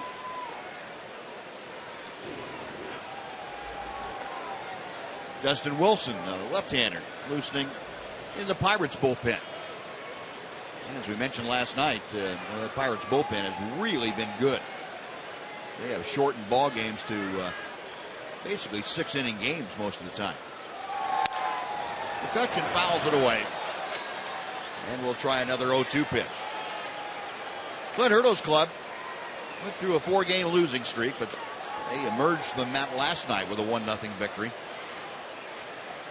Mainly on the strength of a team that scores a lot of runs by home runs, and then the bullpen makes their starters' efforts really stand up. Second best bullpen ERA in baseball.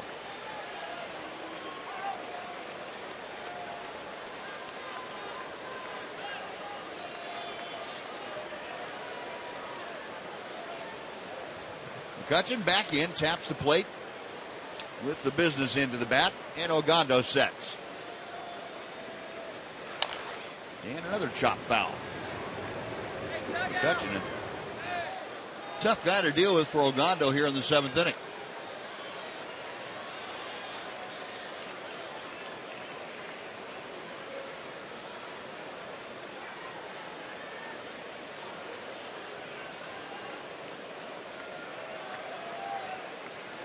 Alexi reading the signs from Pierzynski.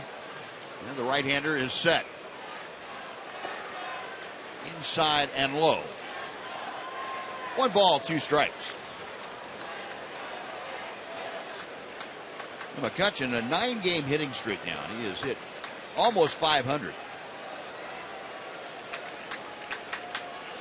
14 for 29. Check swing. Did he go around? No, he did not. The count moves to 2-2.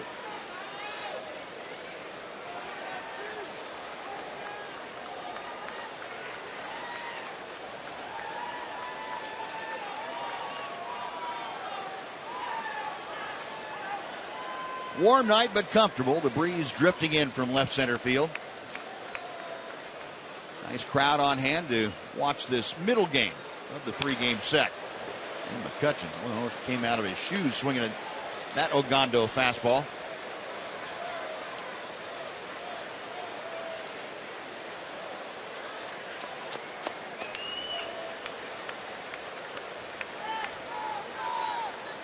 McCutcheon, another one of the Pirates who has really fared well in interleague play. This is his 18th game of the year against the American League. He came in hitting just about 360. And it's going to go up a little bit. He has run the count full now with 1 out. You can tell he's feeling good at the plate. He's laying off close pitches. He's fouling off some really tough sliders. And when he gets his pitch, he's having some good swings at it. Payoff pitch. Got him swinging. Yeah, talked him right into that one. Yep. Apparently he had to get him 3-2 and then throw him a curveball and you get him. Yeah, he's a good hitter. Yeah. Last year he hit 327 with 31 home runs. Not going to hit 31 home runs this year, but he's probably going to hit 327 again. That's actually one of the better sliders he had to hit. The other ones that he fouled off were much better than that. Just missed it. So back-to-back strikeouts for Ogando to open up the 7th. Now 2 outs, bases empty. Marlon Byrd, 1 for 3. And he waves at that high fastball, 0-1. Marlon had one of the 4 consecutive 2-out base hits in the 5th inning for the Pirates.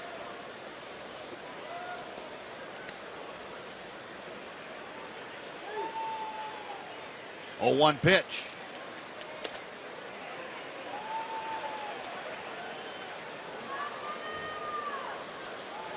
Bird playing in his 13th game with the Pirates since coming over from the Mets. He has hit safely now in 10 of those 13.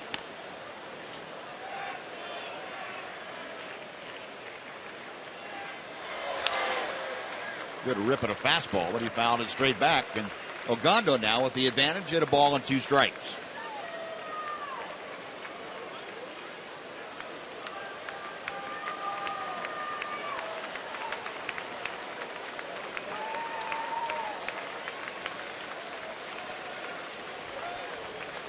Bird back in there. Ogando okays the sign. And misses outside.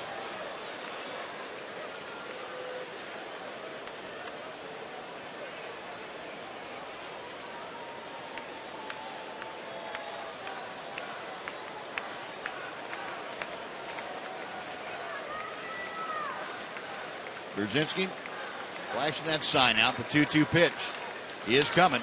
And another foul ball.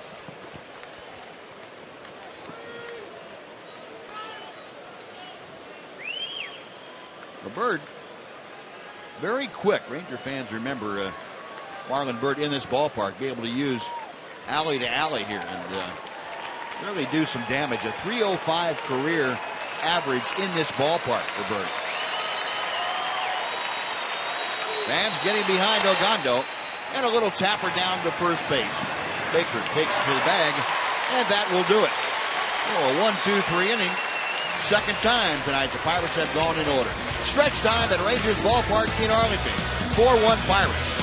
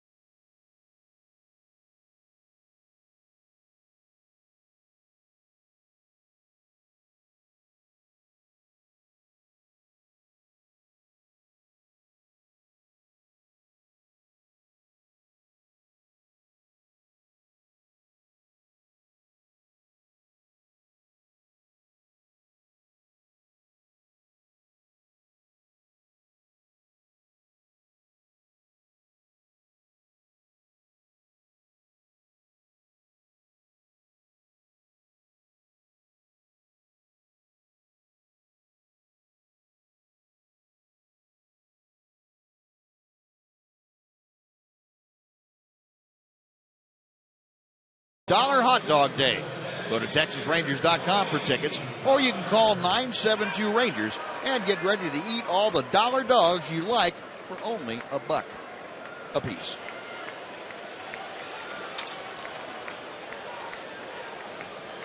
Now the Rangers coming to bat in the bottom of the 7th inning. And they will face a new pitcher coming out of the Pirates bullpen. Justin Wilson, the 26-year-old left-hander, takes over. Joey Butler, who has walked and scored a run and struck out, takes high and outside for ball 1.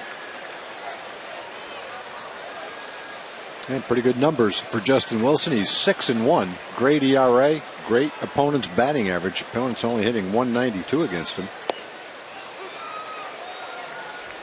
And in last night's game, the Rangers saw a lefty that looks a little bit like Justin Wilson. Tony Watson was throwing 96, 97 miles an hour from the left side. Next night, a lookalike comes in doing the exact same thing. Pretty good arms out there from the left side. Probably aren't a lot of teams who have two left-handed relievers that each come in throwing 97 miles an hour like this. Well, you would hope that if they do, it's your team. No kidding. Kind of important. Man. 2-2. Now the count to Joey Butler. Wilson, a California native, and went to Fresno State briefly. Pirates made him their 5th-round draft pick back in 2008. And he misses just off the outside corner. The count has gone full. If I remember right, you said Tony Watson was an 8th-round pick last night? Something like that. I believe he was, yeah. So, I guess the point I'm getting to is both of these kids are throwing 96, 97 miles an hour. Neither one of them was a high draft choice. They both have great arms, though. And Joey Butler showing you a great eye as he draws the leadoff walk. Second time he has done that tonight. And let's take time now for a Mazda game break once again. Here's Dana Larson. Dana?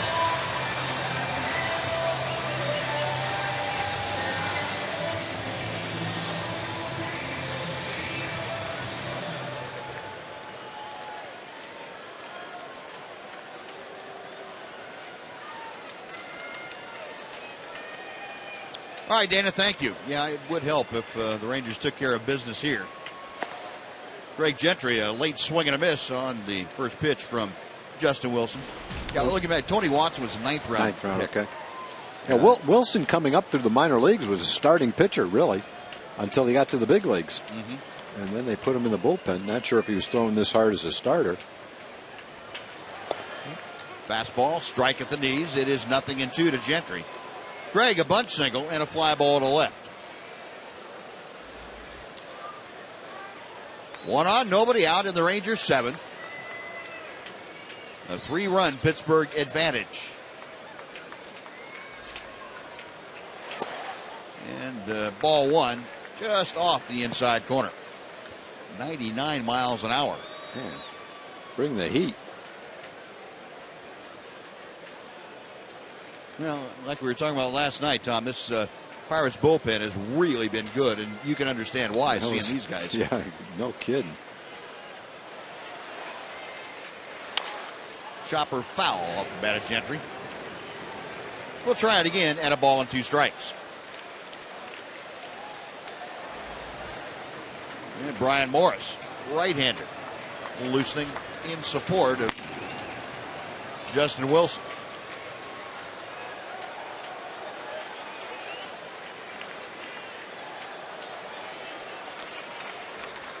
Left-hander sets, and the 1-2. Got him swinging.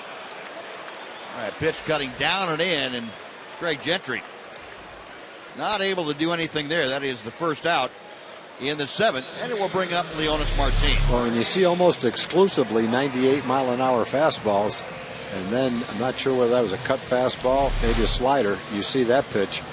That's pretty much going to be the result many times. Yeah, you can call it what you want. I think most hitters would tell you it's unhittable. Yeah, I don't care what you call it. I just know it's tough to hit. You're right.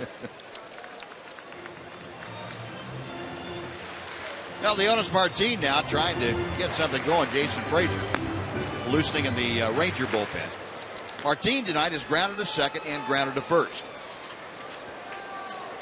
1-0 the count as Wilson sets. Like Leonis taking all the way, and that evens the count. Martin at 264 with the average.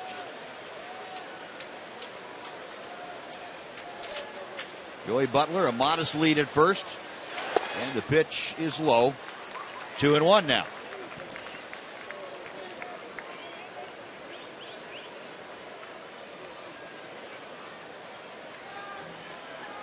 Wilson last year made his major league debut with the Pirates and appeared in 9 ball games in September. Pretty good swing by Leonis Martin, but he fouled it straight back.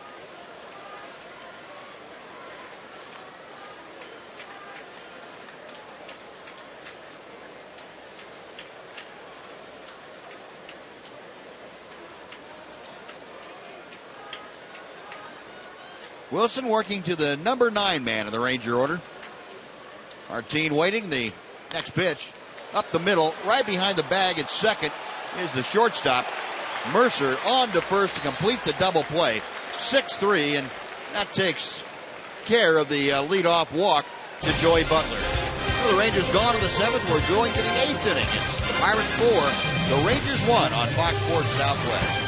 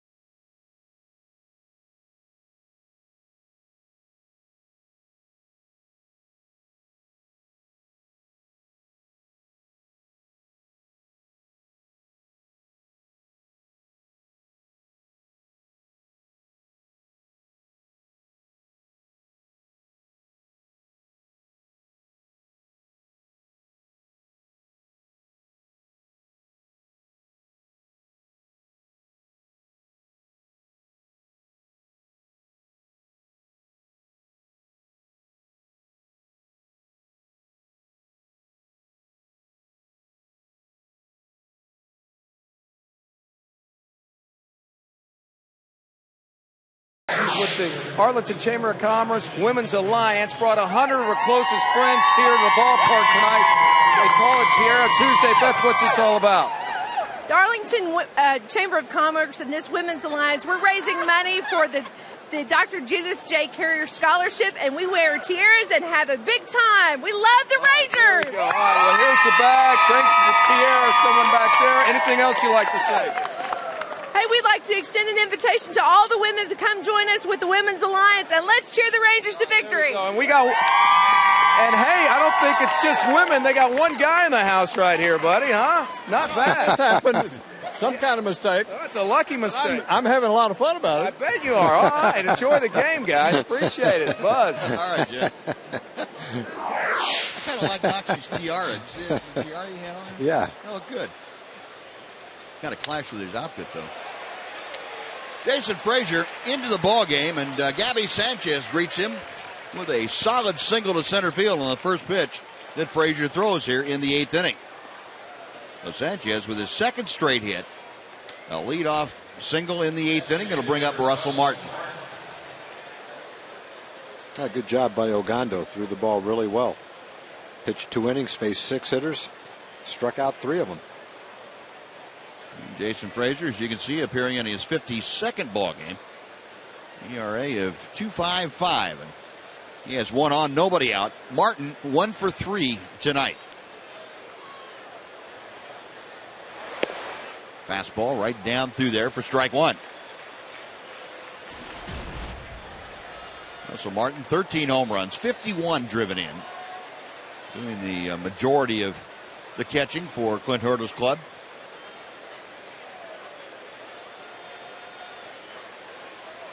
Another one of those guys, a veteran catcher who's really made his presence felt with the relatively young staff for the Pirates. Pops the next pitch foul, and that'll be out of play. Baker and Brzezinski over to have a look, but it's well back into the seats. 0-2 to Martin. Now Jason Frazier, who has been on a pretty good roll, hasn't given up a run in a ball game in over a month, or exactly a month, I should say. A month ago tonight was the last time that he was scored upon, and that was just a single run that he gave up. Since then, goose eggs. Asked to keep this at a 4-1 disadvantage for the Rangers. Give them 2 more opportunities if they need them to surpass the Pirates. Check swing. Pitch was high. Pierzynski coming up out of that crouch, thinking about firing to first. Then he thought different. 1-2 the count.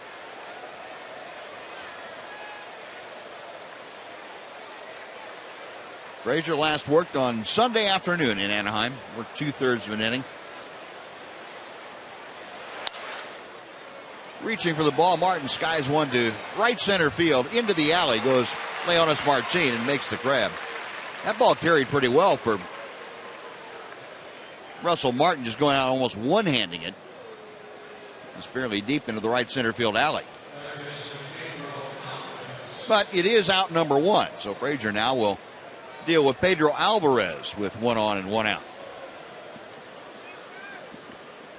Alvarez walked twice tonight.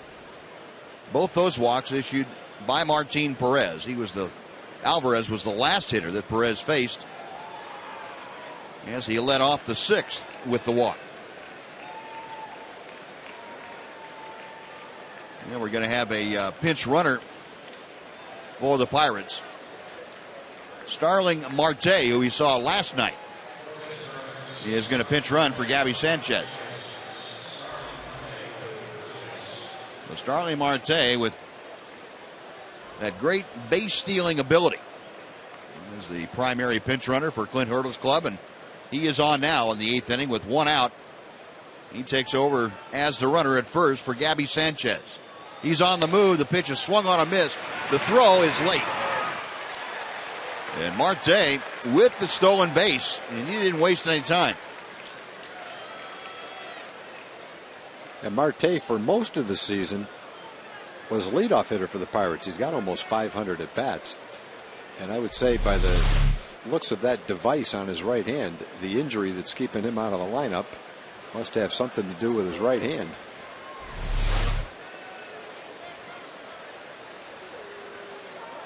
Looks like an oven mitt. But it's probably not. You don't think so? You never know. There's no fingers on it. He wouldn't be able to grip the pot.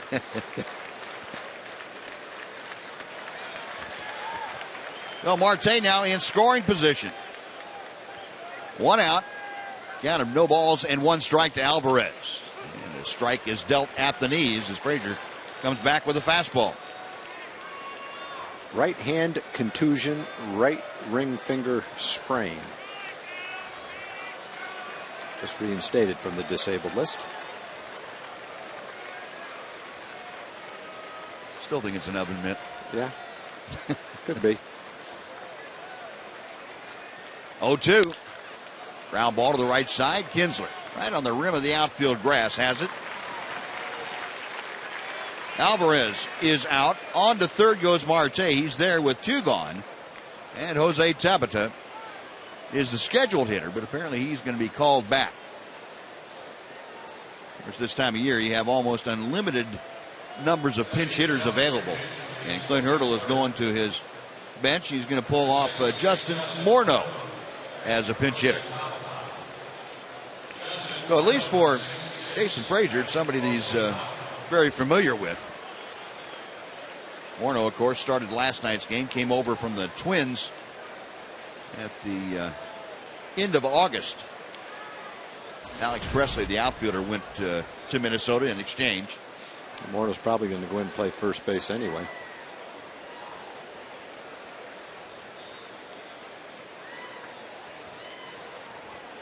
Well, Pierzynski out to talk to Jason Frazier just to remind him of what they have had success doing, what they want to do against Morneau. Of course, you've got a couple of bases open. If you don't feel comfortable working to Morneau in this situation, down by 3 and a runner at third with 2 outs, you can be extremely careful with him. You've got a right-handed hitter and Tony Sanchez, the catcher, in the on-deck circle.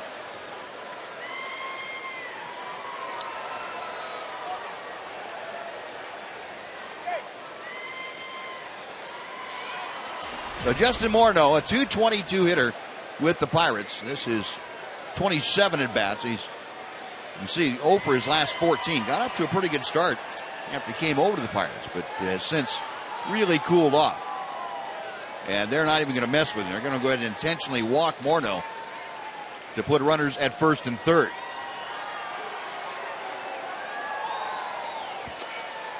And considering how things turned out last night, that I think Ron Washington is saying, look, we got burned last night. The only 2-out hit with a man on came with a left-handed hitter in Alvarez last night. We had first base open there. So this time we are not going to mess with it.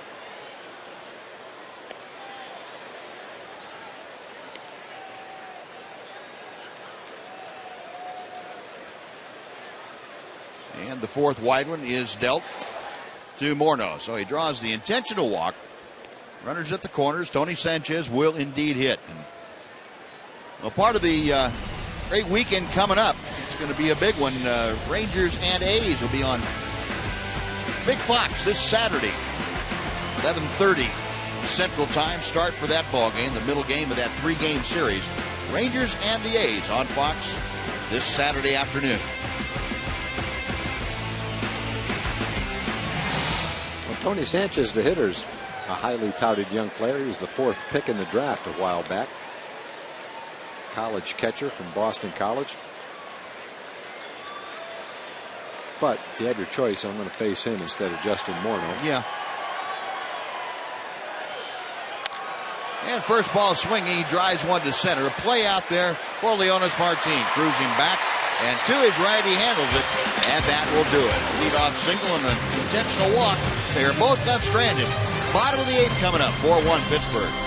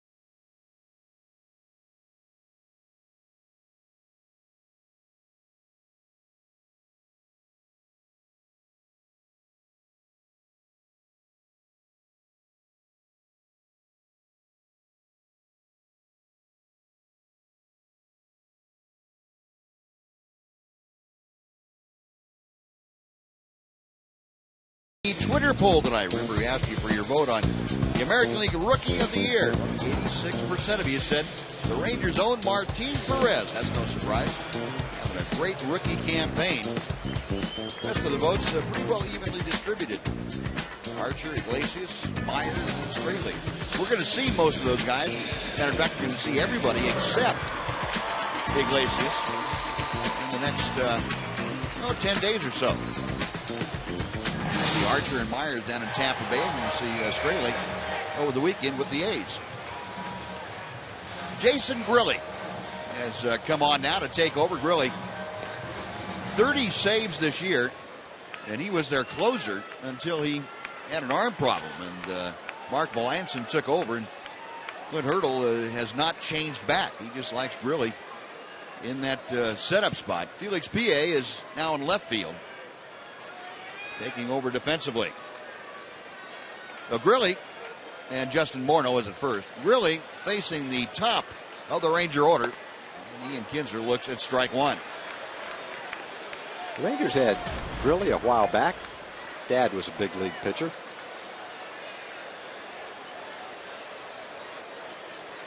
Really had a good arm when he was with the Rangers.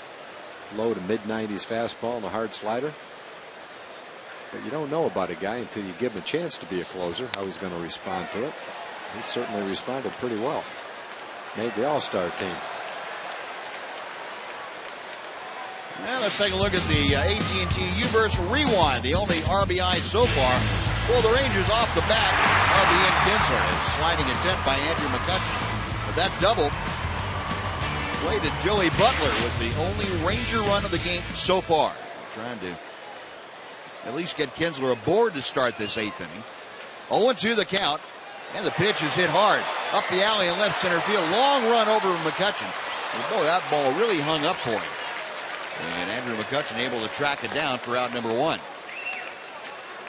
Last year as a setup reliever, Grilli struck out 90 in 58 innings. That kind of performance earned him the opportunity to be the closer this year. He took advantage of it.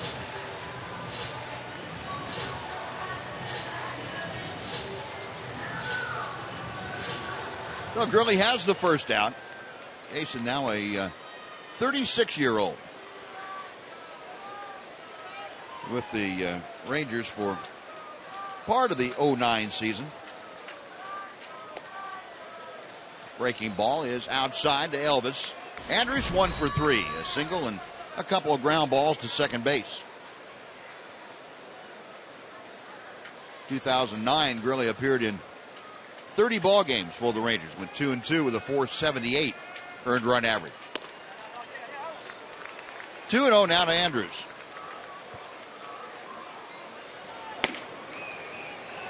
Feliz and Ross in the Ranger bullpen.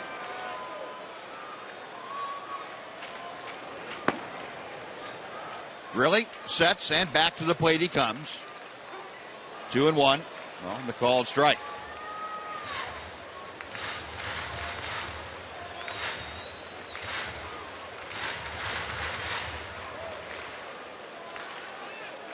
Steve Grilli pitched, his dad pitched with the Tigers and the Blue Jays back in the mid and late 70s.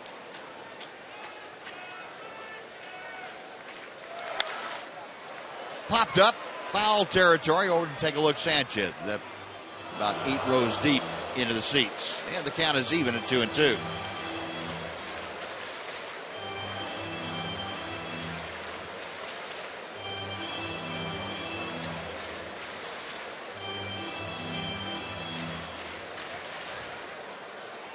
Well, was trying to get something going.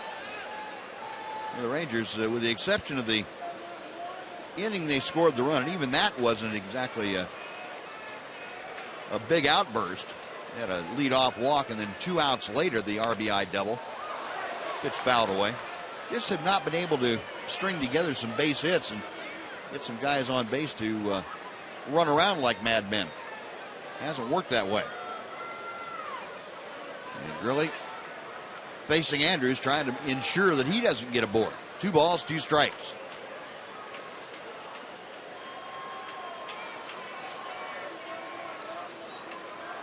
The next pitch got him swinging. Good breaking ball from Grilli, who gets his first strikeout. 2 gone. Alex Rios now coming up.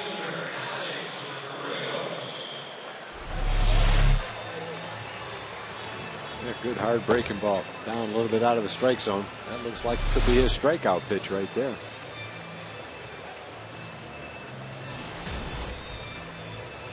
Rios, as you can see right there, 1 for 3 tonight. The single for him came back in the first inning. We talked about Grilli last year, had 90 strikeouts in 50 innings. This year he's got 69 strikeouts in 44 innings. He's definitely a strikeout guy. It looks like he's kind of developed into it later on in his career in his mid-30s. Yeah, I think he had the arm problems during and after his time with the Rangers, and really wasn't at 100%. But once he got his arm healthy, I think he's figured out the best way to use his stuff. Sure has. 0-1 to Rios. Now a ball and a strike. signed with the Pirates organization after sitting out all of 2010. Grilly signed a minor league contract, went to AAA in 2011 to start off, and then came up with the Pirates and had 28 appearances for him in 2011. There's a drive down the right field line. That is in. Bird over to cut it off. Rios going for two. The throw not nearly in time, and Alex Rios slides in with a 2-out double. A couple more hits for Alex. They're just trying to get back in the game, down by 3 runs late in the game against a very difficult to hit Pirate bullpen.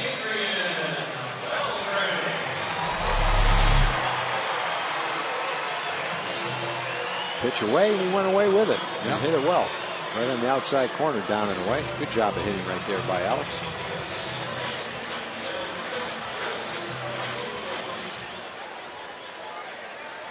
Boy, Rios, showing you how much territory he can cover in a very short period of time.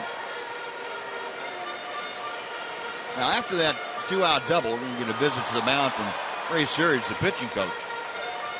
Out there to have a chat with Sanchez and with Grilly. Watson, the left-hander that we saw last night, Tony Watson, loosening very quickly in that Pirate bullpen. You would probably think that Clint Hurdle's looking ahead to A.J. Brzezinski with the left-hander if Beltre gets aboard. A.J. in the on-deck circle.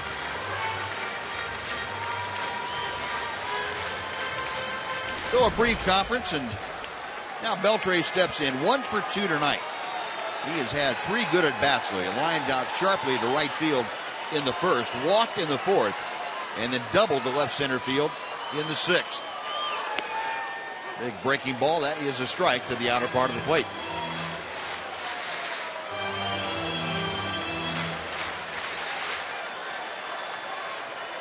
Hitters always talking hitting, aren't they?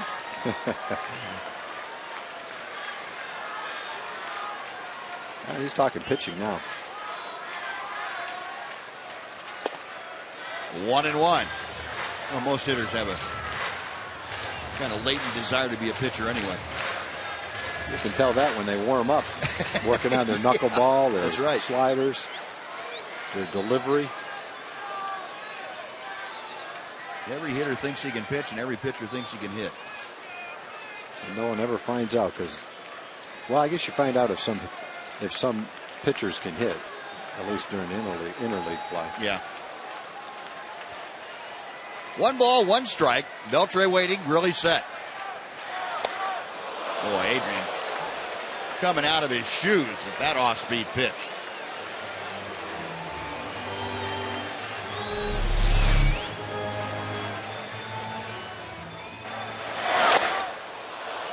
I think he was looking for something like that, and he was right on it. It looked like a pretty good pitch to hit. Actually, surprised he didn't hit it. A ball and 2 strikes. Rios, the lead from second.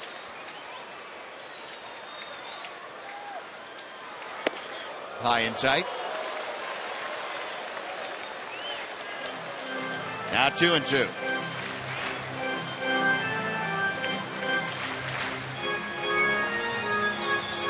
Beltre hitting at .318. Trying to pick up Alex Rios, who doubled with 2 outs here in the 8th inning.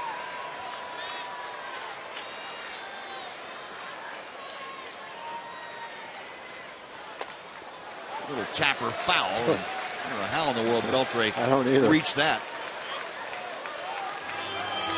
That's one you say, well, if a batter swings at that, he's going to be out. Somehow he did get a little piece of it.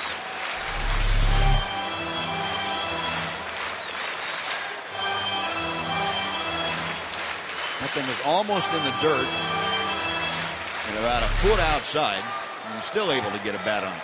Amazing. Grilly peering in for another sign for a 2-2 pitch. And the right-hander has one to work with. And Beltre got fastball right on his fist and fought it off foul.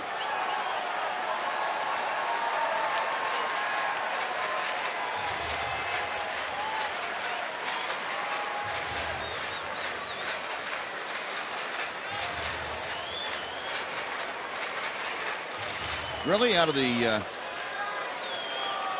Big East Conference.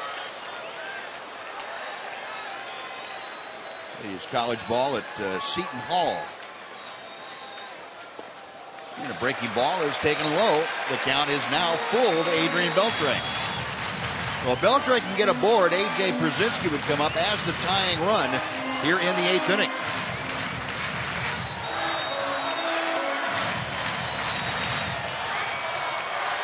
Two pretty intense competitors right here with Grilli facing Beltre. This crowd of just over 36,000 now starting to get into this game. Payoff pitch, line to right field, dying in a hurry, it's down for a hit. Rios will score. Beltre with the RBI single, and the lead is cut to 2. It is 4-2 Pirates.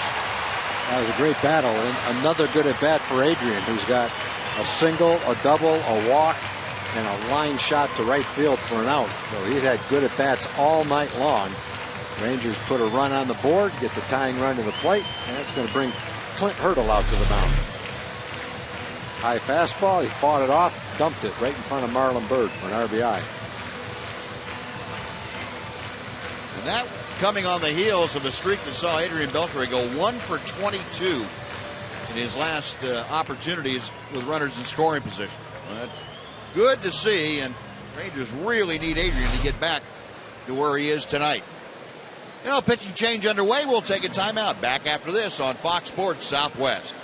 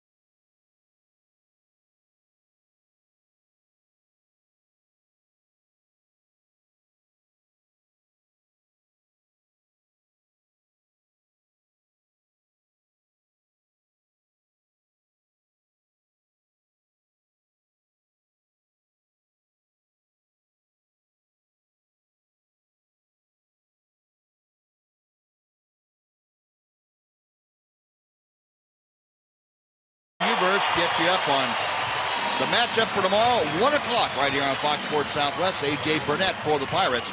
Matt Garza on the hill for the Rangers. Burnett at 7-10. Garza at 9-4. 1 o'clock for what the Rangers hope will be a rubber game of this 3-game set.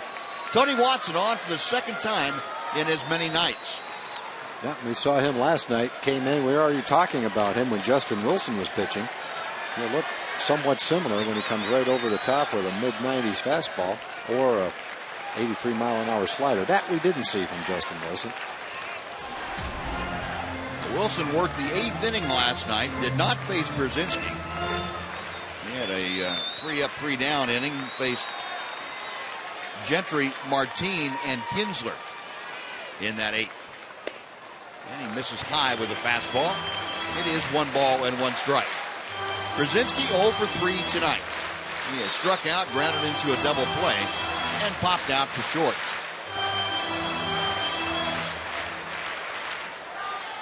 Rangers trailing 4-2.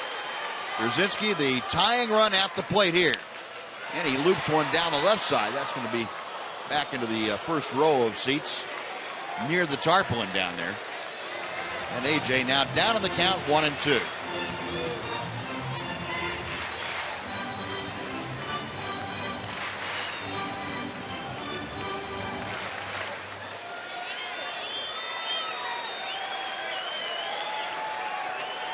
Watson back to the plate. Way outside. I don't know how in the world Sanchez got a glove on that, but he did. Watson with the very lively arm, and sometimes he gets away from it. 28-year-old out of Sioux City, Iowa. We mentioned Pittsburgh's 9th round pick back in 2007. Left-hander ready again. The 2-2 is on the way.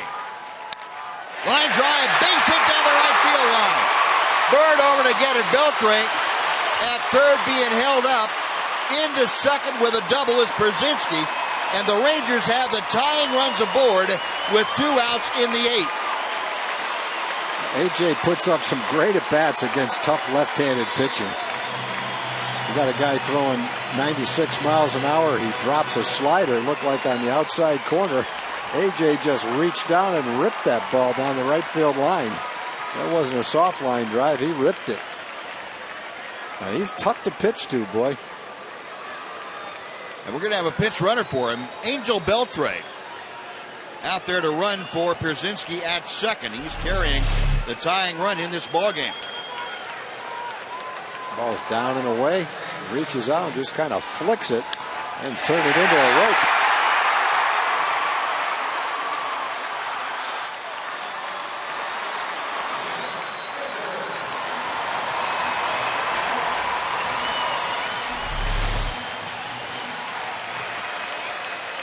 Well, here's Jeff Baker now with the tying runs at second and third. Baker 1 for 3. And first ball swinging, he fouls back a fastball that was right on his fist. It is 0-1. Baker singled in the second inning. Since then has struck out twice, both times looking at a called third strike.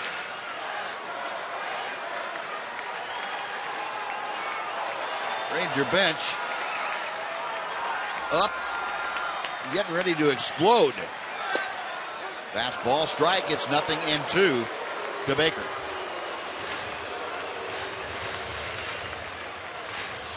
Well, the Rangers putting together a 2-out rally here in the 8th inning. Very much like the Pirates did in their 5th.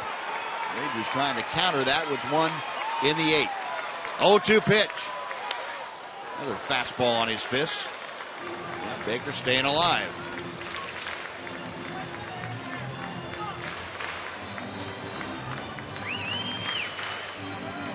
Clint Hurdle, whose Pirates with a win last night assured themselves of a winning season for the first time since 1992. That was their 82nd win last night, and Rangers trying to win their 82nd here tonight. They have to do it in comeback fashion. No balls, 2 strikes. Watson okays the sign. And the left-hander's pitch. Another foul off.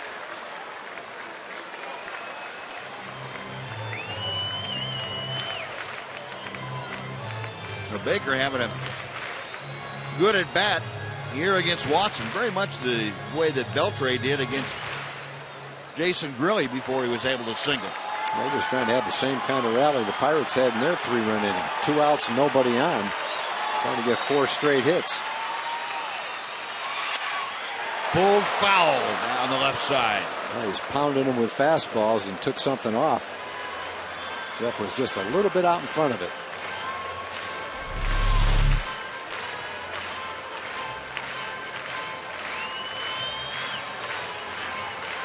Pretty good spot to work with. The trigger was pulled just a shade early. Still 0-2.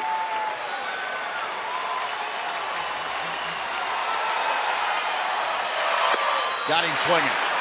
A high fastball at 94. Baker strikes out. The Rangers come up with a run on 3 hits, but strand 2. So we're going to the 9th inning here in Arlington. It's now the Pirates 4, the Rangers 2 on Fox Sports Southwest.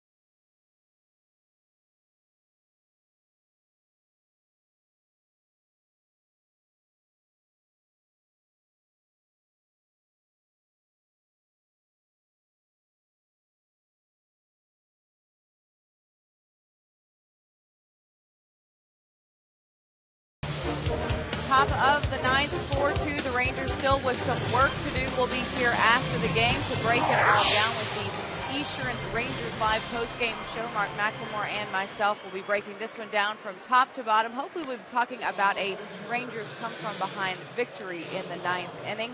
Jim Knox will be working the clubhouse, and of course we'll get you ready for the finale of this three-game series. Matt Garza going to the hill looking to salvage a game and get the Rangers back on track, guys. All right, Emily, thank you. Now, Robbie Ross has entered the game now. We'll pitch the ninth inning. Robbie had a little bit of a meltdown the other day in Oakland. He gave up 4 consecutive hits and 4 runs without retiring a hitter. This is his first opportunity to work since that game on the 4th, and he's working to a new catcher now as Giovanni Soto comes in and takes over behind the plate.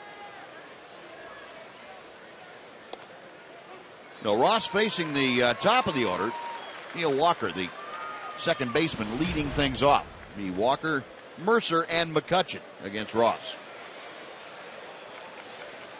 Walker 0 for 1. He came in as a pinch hitter in the 6th inning. Flied out to left field.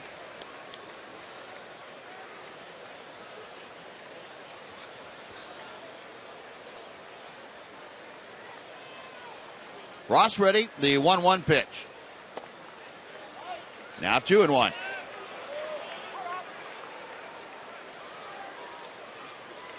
Mark Melanson, the closer for the Pirates, is ready for the bottom of the 9th inning. Little pop-up foul that will reach the seats, and it also evens the count now at 2-2.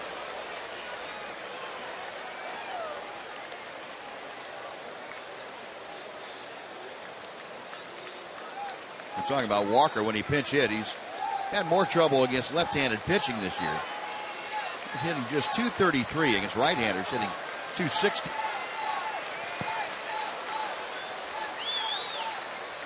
Ross okays the sign, the 2-2 pitch. Now a full count.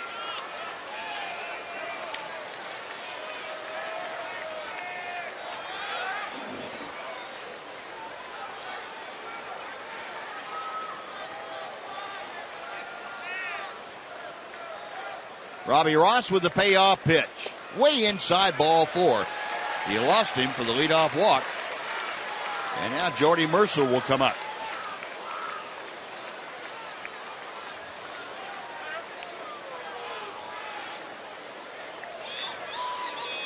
And Ron Washington on his way out to the mound. He wants some help coming in from the bullpen. So Ross unable to get the first hitter that he faces.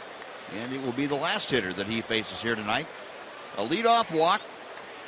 And with Jordy Mercer coming up, we're going to have Joaquin Soria coming in from the bullpen. So another timeout on the pitching change.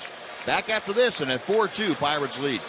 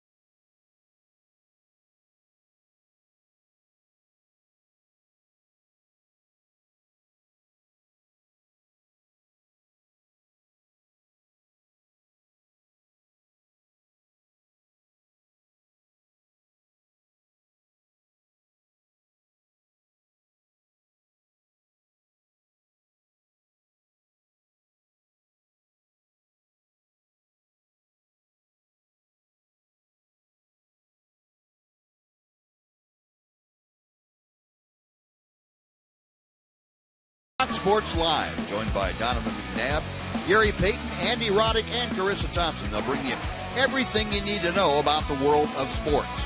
Fox Sports Live airs nightly on Fox Sports 1. That's not good. Sacrifice bunt, nobody covering first.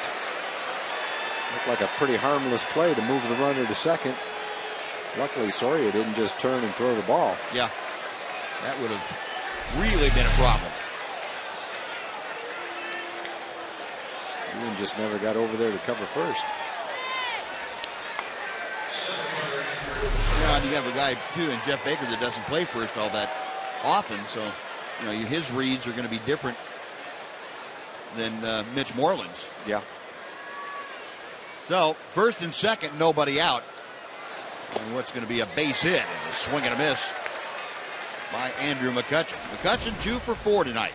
A pair of RBI singles. He has scored a run. He's also flied to deep left field and struck out. Now Walker at second, Mercer at first.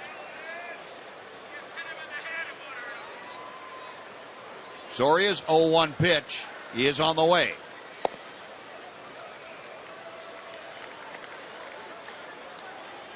And in Minnesota, the Twins came up with 2 in the bottom of the 8th inning, and they take a 1-run lead to the 9th against Oakland.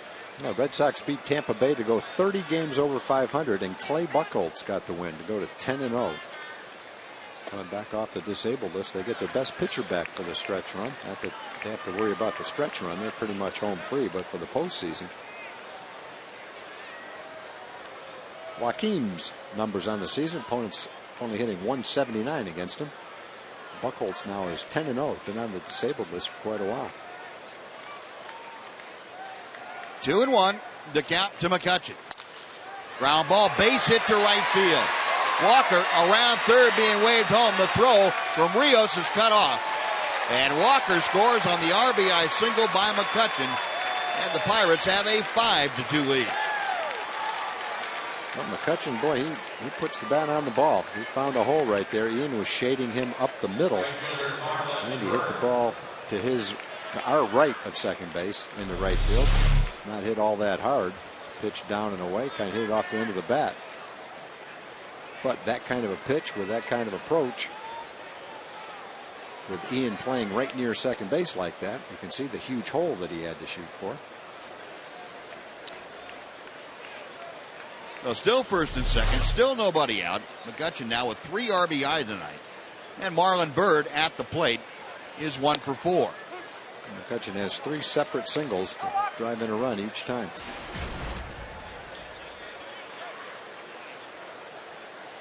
Byrd singled in the 5th and came around to score in that frame. Pirates now with a dozen hits against 5 Ranger pitchers.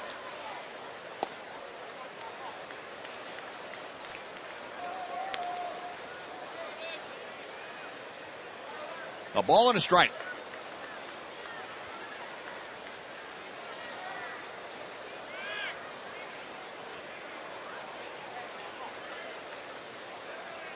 Soria, a long look in. Now the right-hander's ready. A check of second.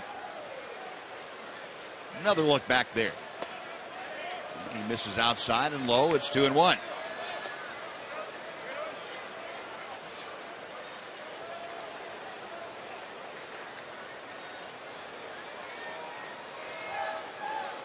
McCutchen at first. He is trailing Jordy Mercer.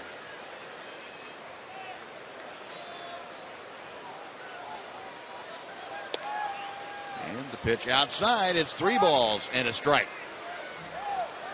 Soria not missing by a lot, but missing by enough.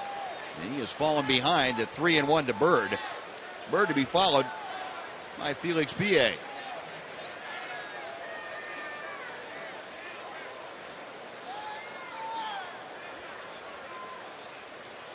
The 3-1. Skied right behind second base. Infield fly rule is in effect as Ian Kinsler able to handle that. 1 gone, and PA coming to the plate. Like Soria took just enough off that 3-1 pitch to get Bird out in front. Yeah, I got him to reach for it a little bit. Get it toward the end of the bat. Felix PA came on to play defense in left field. PA, numbers for him, 211, the average. Just a couple of RBIs, but limited playing time with the Pirates this year. Takes a fastball inside for ball one.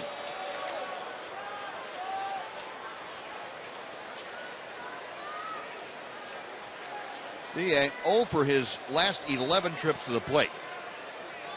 This is 18th game since joining the Pirates on the 21st of August. And ball two is inside.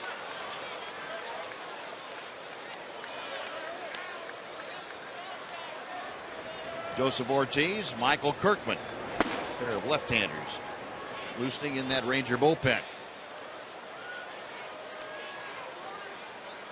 A 5-2 Pittsburgh lead. Ground ball foul off the fists of PA. 2-1.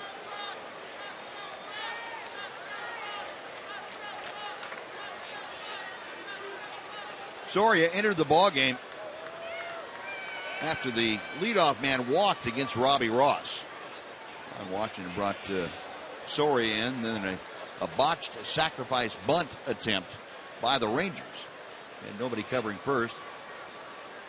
Put a couple on with nobody out. Then Andrew McCutchen had the RBI single. Pop up to Bird for the first out, and Soria now working with a 2-2 count to Felix PA.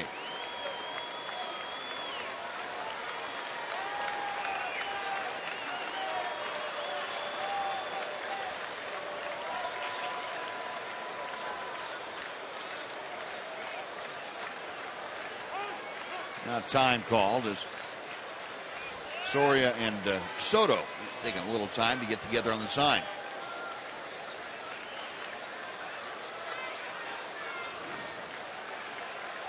Got him swinging.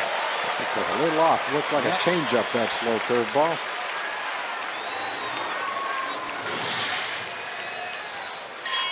Well, a very big out, number two. And now Soria will deal with Russell Martin.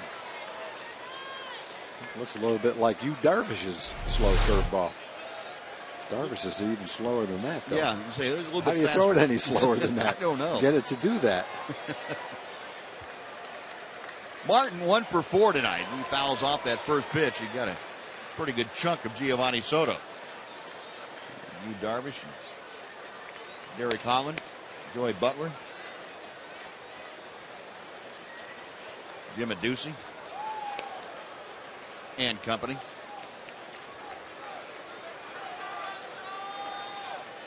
Soria back up on top of the hill. No balls and a strike to Martin.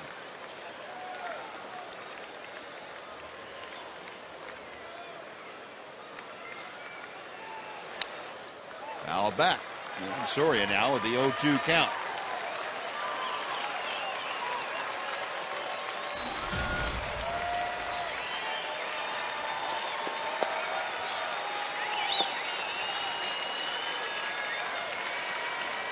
Mercer, the runner at second. Andrew McCutchen at first. 2 outs and 0-2 count to Russell Martin. Got him swinging. That's a pretty good pitch today. String on that hook and back-to-back strikeouts. The Pirates come up with a run on a couple of hits they strand to. Bottom of the ninth, it'll be Butler, Gentry, and Martine. The Rangers trailing by 3.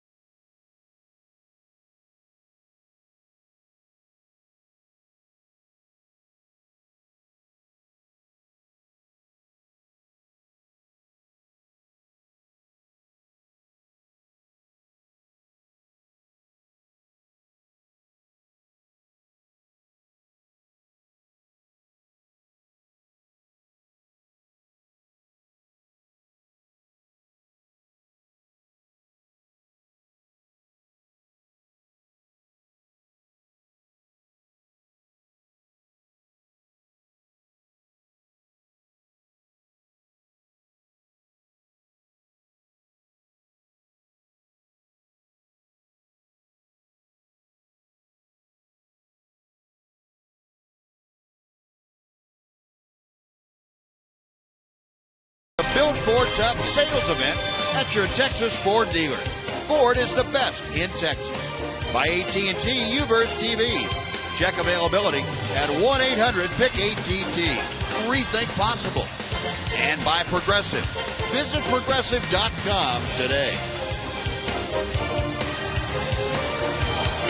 Well, 5-2, the Pirates adding a very big run in that top of the ninth inning. Well, now the closer for Flint Hurdles Club, Mark Melanson, who picked up his save last night. On in relief here tonight and looking for another save. It would be his 13th of the year. Yeah, he's been just about untouchable with 0.85 earned run average. 63 innings, he's only given up one home run. And we could see why last night. He threw what looked like a real heavy sinker. And when the Rangers made contact, it was kind of a weakly hit ground ball. They did a good job in the save last night. David Murphy's going to try to start the Rangers off with something here in the ninth. Looks like it'll be Murphy followed by Moreland looking into the on-deck circle. So Ron Washington going to his left-handed cadre from the bench. Murph at .221. He has 13 home runs, 43 driven in. Rangers need some base runners here in the ninth inning. And Melanson fires a belt-high strike. It is 0-1.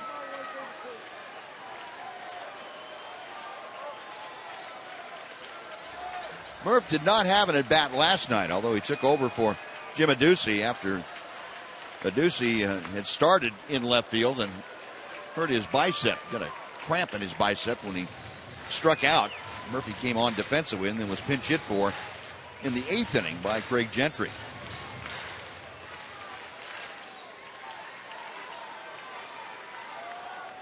No balls, 2 strikes.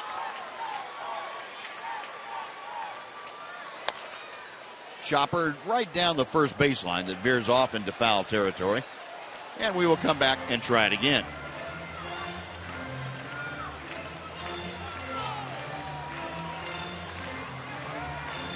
Ranger pitch hitters have been doing a great job this year. They are leading the American League in hits. And they're second in batting average. Hitting .291.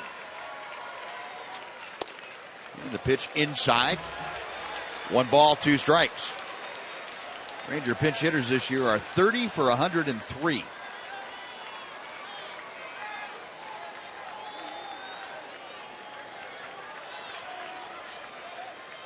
Murphy waiting, pinwheeling that bat around. Melanson back to him. Out of play down the left side.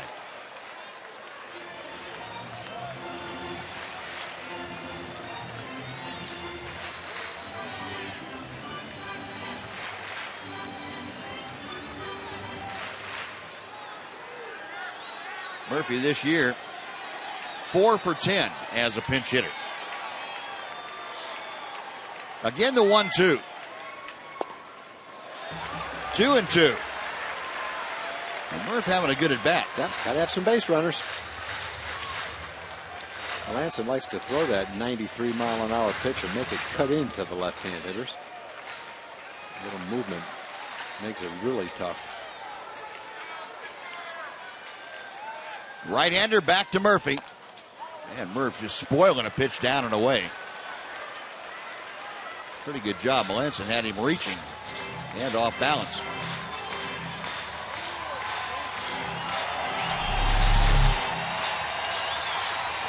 Pretty tough pitch to foul off. 3-2. Good curveball and excellent location.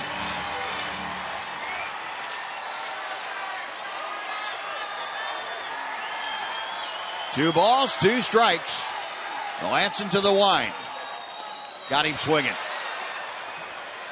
And the out will be recorded at first as Murphy went after a pitch in the dirt. Melanson gets the strikeout. That is 1 away. And Mitch Moreland now will pinch hit for Craig Gentry. Well, both times the 3-2 pitch was a curveball breaking straight down. First one was borderline strike. That one out of the strike zone, but he still got David to swing at it.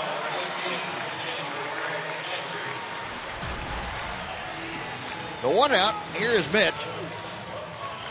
Marlin stepping in, a .239 hitter. You can see with the 22 home runs, 57 RBI. Melanson's first pitch. Fastball for a strike.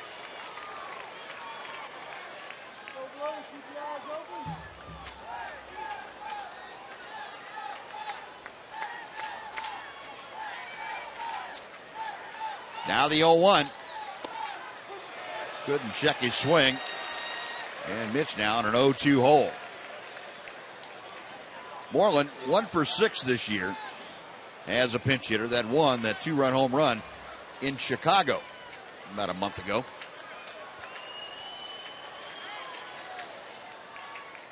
Got him swinging. Oh, that's a good pitch. Throwing a lot tonight. Well, Melanson has struck out both pinch hitters, Murphy and now Moreland. 2 away, and Leonis Martin coming up. Goes straight down. Yep. That's that old 12-6 curveball you heard talked about. Yeah, that's a good one. Hard to throw, hard to hit. Well, the last hope for the Rangers, at least to keep something going here in the 9th inning. Leonis Martin, and he takes inside for ball 1. Martin tonight has grounded out all 3 times that he's come to the plate. Once into a double play. Melanson struck out 60 in 63 innings and only walked 8. 2 balls, no strikes.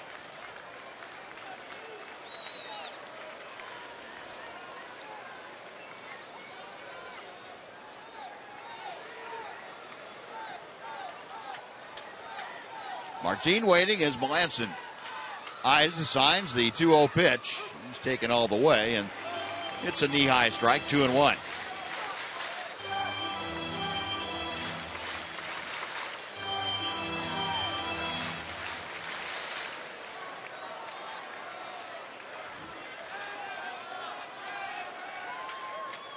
The wind and the 2-1 pitch. Broken bat looper up the middle. That is going to be off the glove of the shortstop Mercer. He would not have had a play anyway. And the Rangers have life in the 9th inning as Leonis Martin aboard with a 2-out single.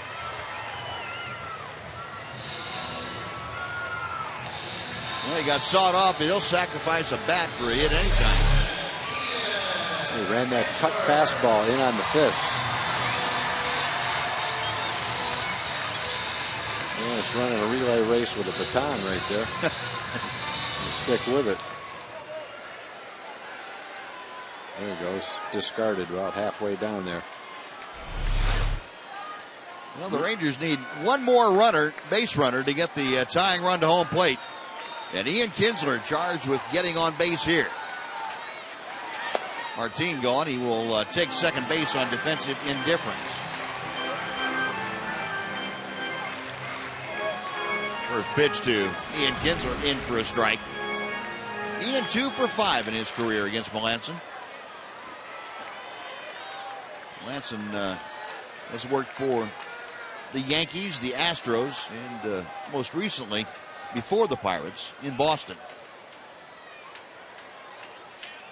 Rangers roughed him up in Boston last year. Matter of fact, I think that was the game they got him sent to the minor leagues. Yeah, the Rangers scored a ton of runs in that series against the Red Sox. In the dirt, 1 ball, 1 strike. Kinsler had the RBI double in the 5th inning. Drove in his 59th run of the year.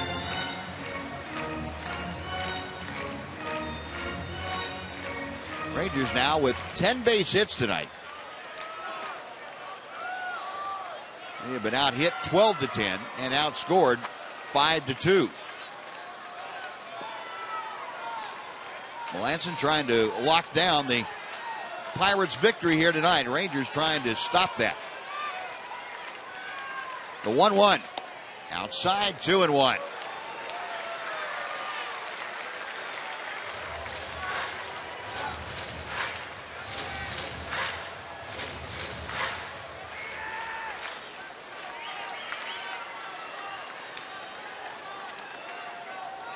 Kinsler, that look of determination on his face as he awaits the 2-1 pitch. Outside, 3 balls and a strike. Well, he had now one wide one of getting aboard and bringing Elvis Andrus to the plate as the tying run in this game. And Clint Hurdle getting a little bit uneasy as he talks to Ray Surridge, the pitching coach. 3-1 with 2 outs. Melanson ready. And Kinsler a drive to left center. That's down for a hit. Around third, Martin will score. And Kinsler with another RBI base hit. This is a 2-out single. And it's a 5-3 lead for the Pirates. And Elvis Andrus coming to the plate as the tying run here in the 9th inning. That's the 11th base hit for the Rangers. The Rangers had men on second and third in the 8th inning. And at second would have been the tying run. There's that cut fastball that cuts right to the middle of the plate. Ian puts a good swing on it and rips that double to left center field. Trying to extend the rally here with 2 outs. So Elvis comes up with Kinsler at first and 2 away. Rangers down by a pair. Elvis 1 for 4 tonight. And he's out in front of that pitch and cues it right off the end of the bat. No balls and a strike. I think Elvis might have been a little bit over-amped for that swing. Yeah, he doesn't want to be thinking home run right here. Although he's hit a couple in the last couple of weeks. Yeah. He'll take a base hit, though. Melanson, a check of Kinsler. And he drops that big hook in. Well, now Elvis down to the final strike available to the Rangers. 0-2.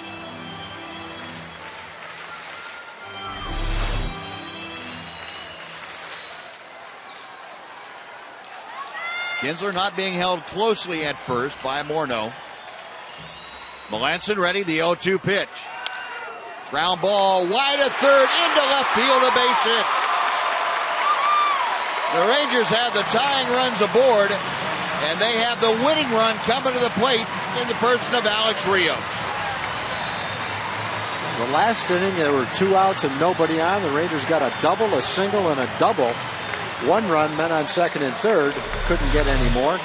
Today it was 2 straight strikeouts for Melanson, and now 3 straight singles. It made it a little bit interesting.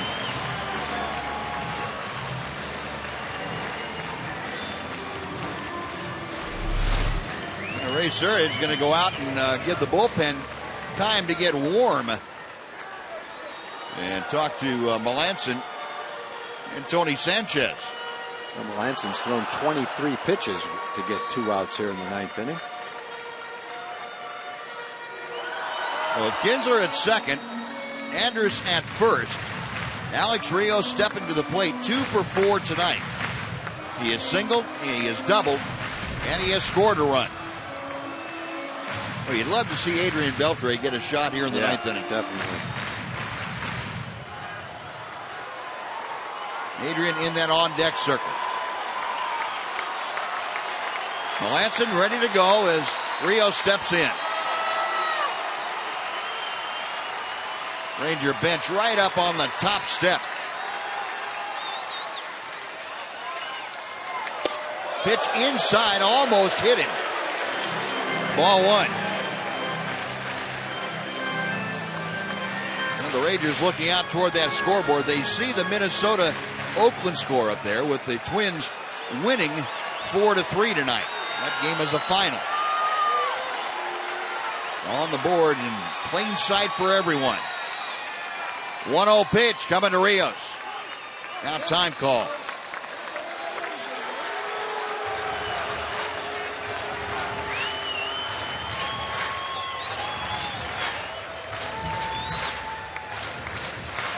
And Washington trying to will his club through this 9th inning, and Clint Hurdle working that gum over pretty good. Outside, 2 balls and no strikes.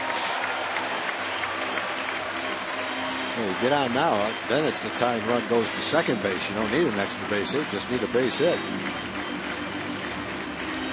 Brian Morris, who had been up earlier in the game, back up and throwing in that Pirate bullpen. Melanson's 2-0 pitch. Fouled away to the right. Oh, a good rip by Alex Rios. He'd love to have a mulligan on that. Yeah, that's right in the center square. A 2-1.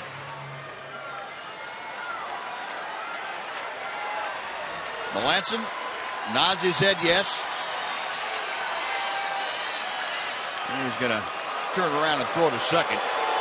Ian Kinsler just kind of walking off second. He was going to go to third. There's no reason to go to third right now. You're down by 2 runs. Let the hitter hit. It's like a wasted base.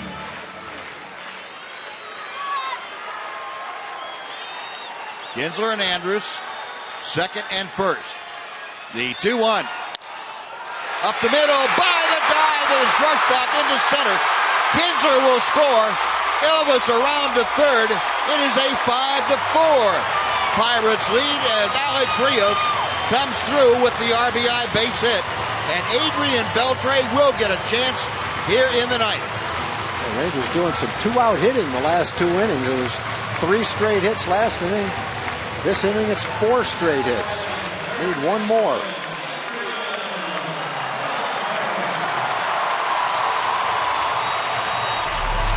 Rios with the RBI single, his 3rd hit of the night. And Adrian Beltre coming up with the tying run at third, the winning run at first, and 2 outs in the bottom of the 9th inning. They got a great base stealer at first base too to add a little drama. With the winning run at second base.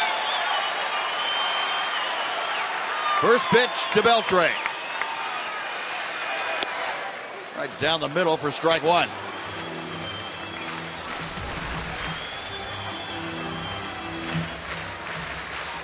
Two for 5, Adrian Beltre against Mark Melanson. One of those 2, a home run. Andrus, the tying run at third. Alex Rios, the winning run at first. The 0-1 pitch. Late swing and a miss. It is 0-2, and again the Rangers down to their final strike.